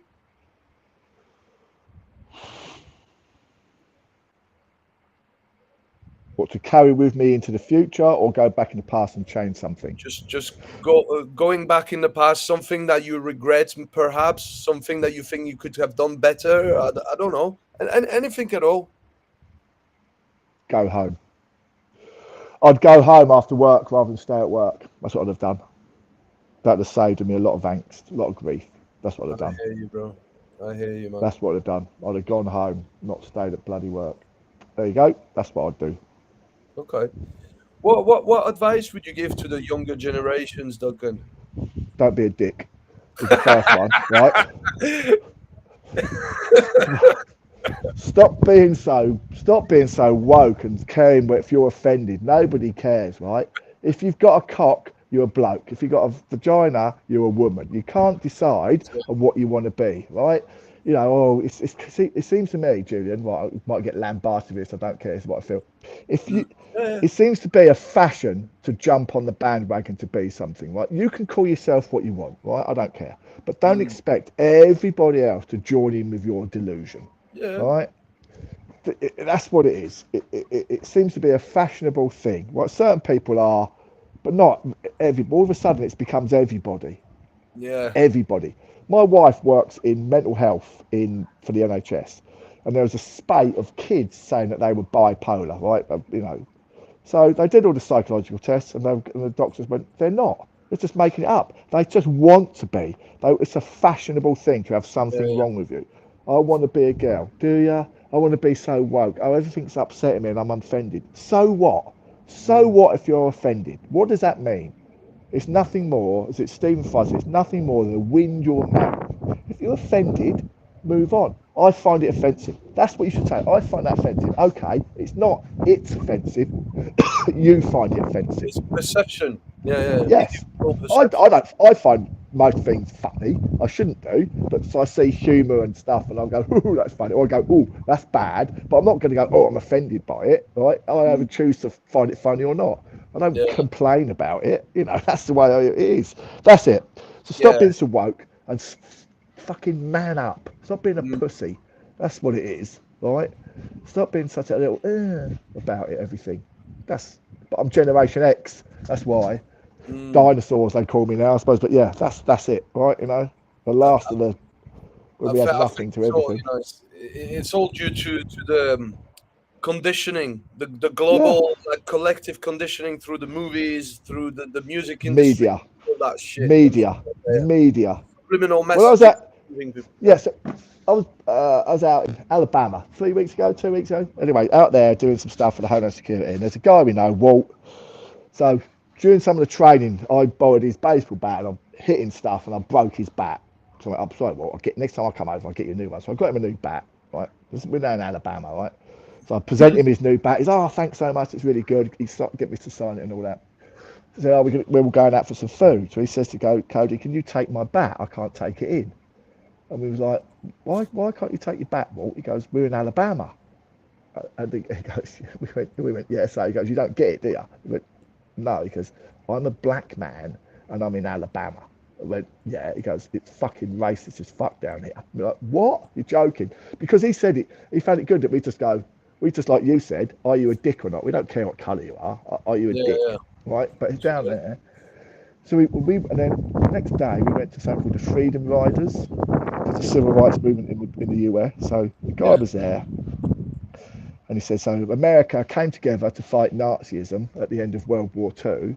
You know, so black and white came together, the country came together to fight the Germans, fight the Nazis. So I said, when we got back, we were segregated, still segregated. And I went, you joke. So you fought Nazism, you came back to America and you did your own version of it, right? So these freedom riders was half the coach was black, half of them were white. Civil rights promote, you know, equality throughout Yeah. America. They get to Alabama, they leave where they are in Alabama, and the locals chase them out, slash the tyres, and set fire to the bus to try and kill Mm. all these poor people on the bus. Right? Eventually, they managed to escape, and the other local people came in and assisted them and got them to safety. And we're like, unbelievable. And then we went into where the ticket hall was for the bus station, and the black people weren't allowed to eat with the white people. Right? You couldn't. It was Mm. separated. So there's this little tiny hatch, no word of a lie. It must be about that high by about 9 inches wide, tiny little Mm. slit, like a big letterbox.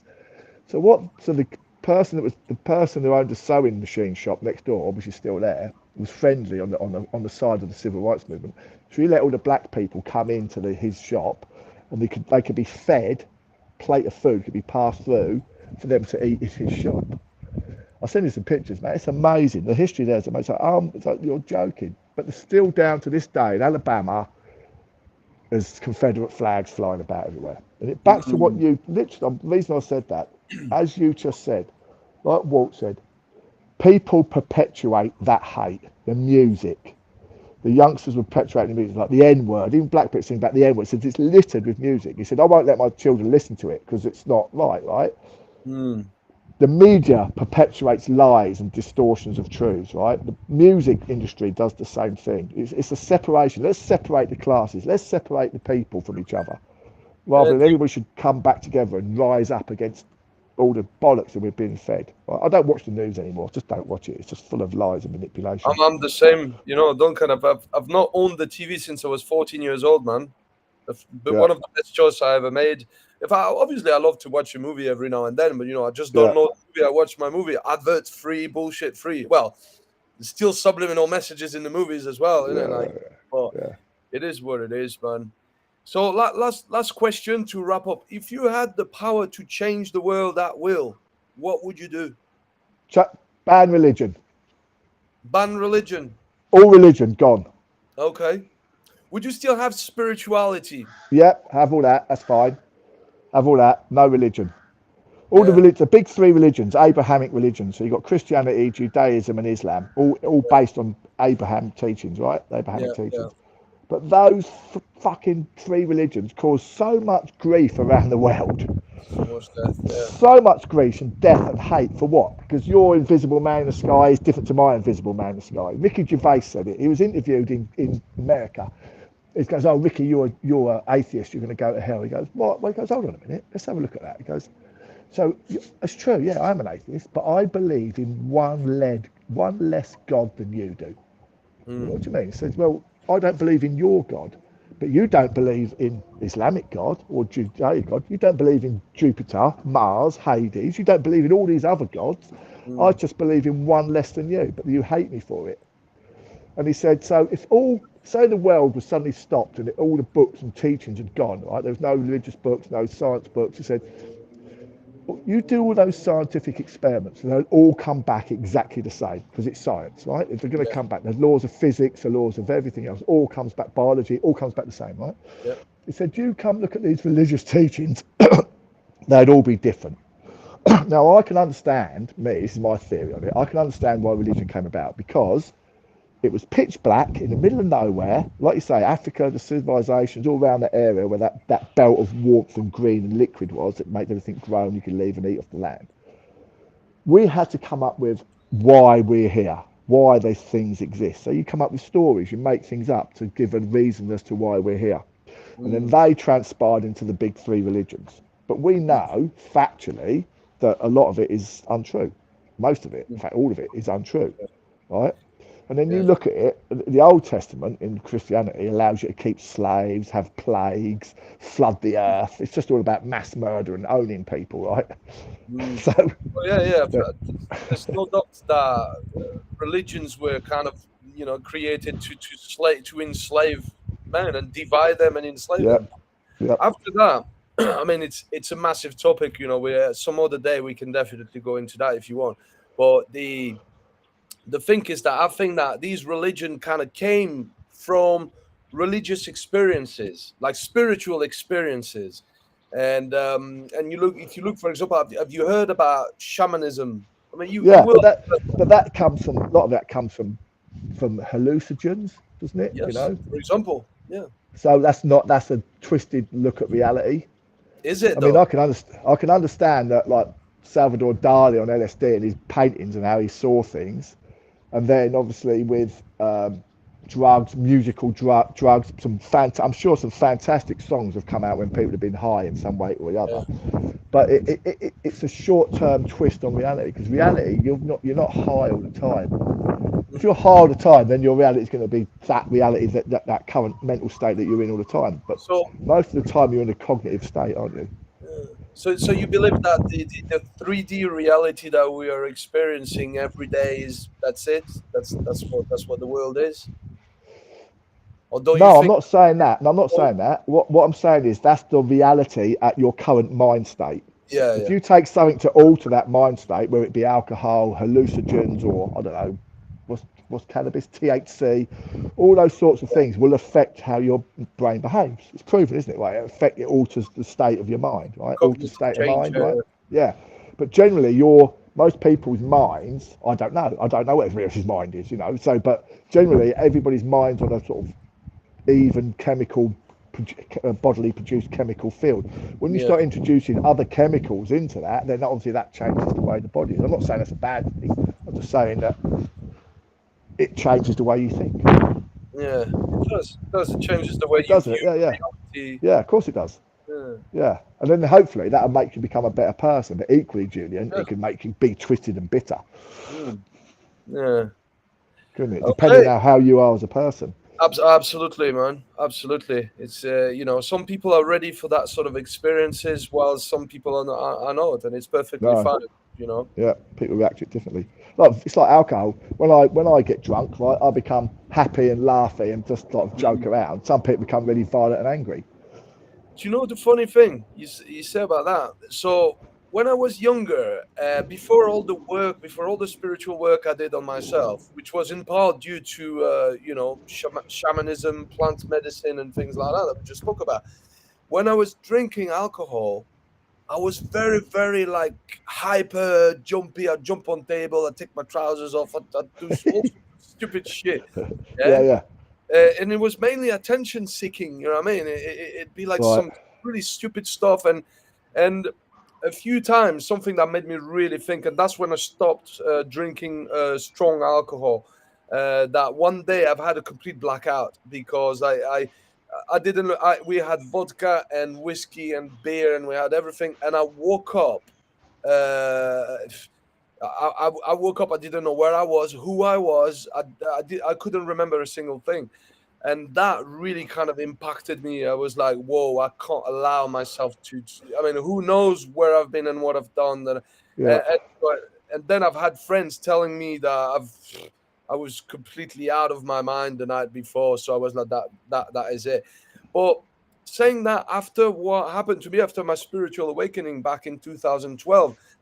I shifted a bit. It's like I became a completely different person. And I realized that since that time, when I had the drink after that, I was not that person anymore. I was actually that very nice and mellow mm, guy and having nice conversation and being mellow. And it was completely day and night, man, compared to what I used to be before. So, yeah. it, Yeah, yeah, like you. I'm really comfortable in my own skin now. I don't need to go out and have alcohol. I can go out and quite happy just drink I squash or don't need it. alcohol-free Yeah, beer or something. Yeah, I can still. Don't get me wrong. I still like having a couple of beers, yeah, but I can go out now quite happy. I'm really comfortable in my own skin now. I've got a stage in yeah, my life where it's me and that's it. You know what I mean? yeah, Who was yeah, it who said? Who was it who said? I used to go in a room and or think, I wonder if these people are like me. I now walk into a room and I think to myself, I wonder if I would like them. mm, And yeah, that's the yeah. way you got to look at it. That's the way you got to look. I wonder if I like these people. Do you know what? I'm the same, and that's like a bit more recent. When I came through the conclusion that it doesn't matter. You are who you are. Some people are gonna Yeah, like you. Some people are not gonna like you. It doesn't that's the mean other that thing. you're Yeah, a bad person or they are a bad person. It just means that sometimes people are not a vibrational match to you, yeah. and it's perfectly fine. I mean, I've been there trying to please everyone because I'm that sort of person. I'm a nice guy. I like people You'll to. never do that. You're in a losing battle. Please, be you. And if they Yeah, like you, they like you. If they don't, they that's don't. it. Then just And look at it like this, Jude. It's they're losing out, not you. That's the way I look at it. exactly, Slightly exactly. big-headed, but think of it like that. Yeah, Yeah, no, exactly. At the end of the day, if I've been spending a long time running towards people, trying to make them like me, trying to give them a reason to like me, when they decided to see me in a completely different light, and that's me burning my energy, my time, and energy for no reason. So I'm like, I don't need to do that anymore. It's just like there's no yeah, yeah. point. There's no point. No, Like you say, it's their loss. yeah, I know I'm a great guy. totally. If people want me around, they're gonna get a lot from me because I got a lot to give. If people don't want me around, they're losing out. Yeah, it's a good attitude to have.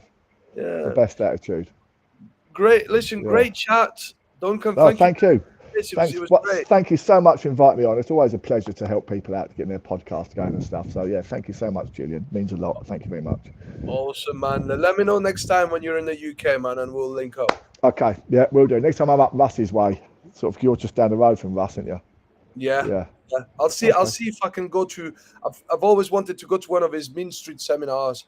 Every time it's gonna next time he does one, if it falls on a day where I can do it, I'll definitely be there. Yeah. Cool. Nice. Hopefully No see you problem. there.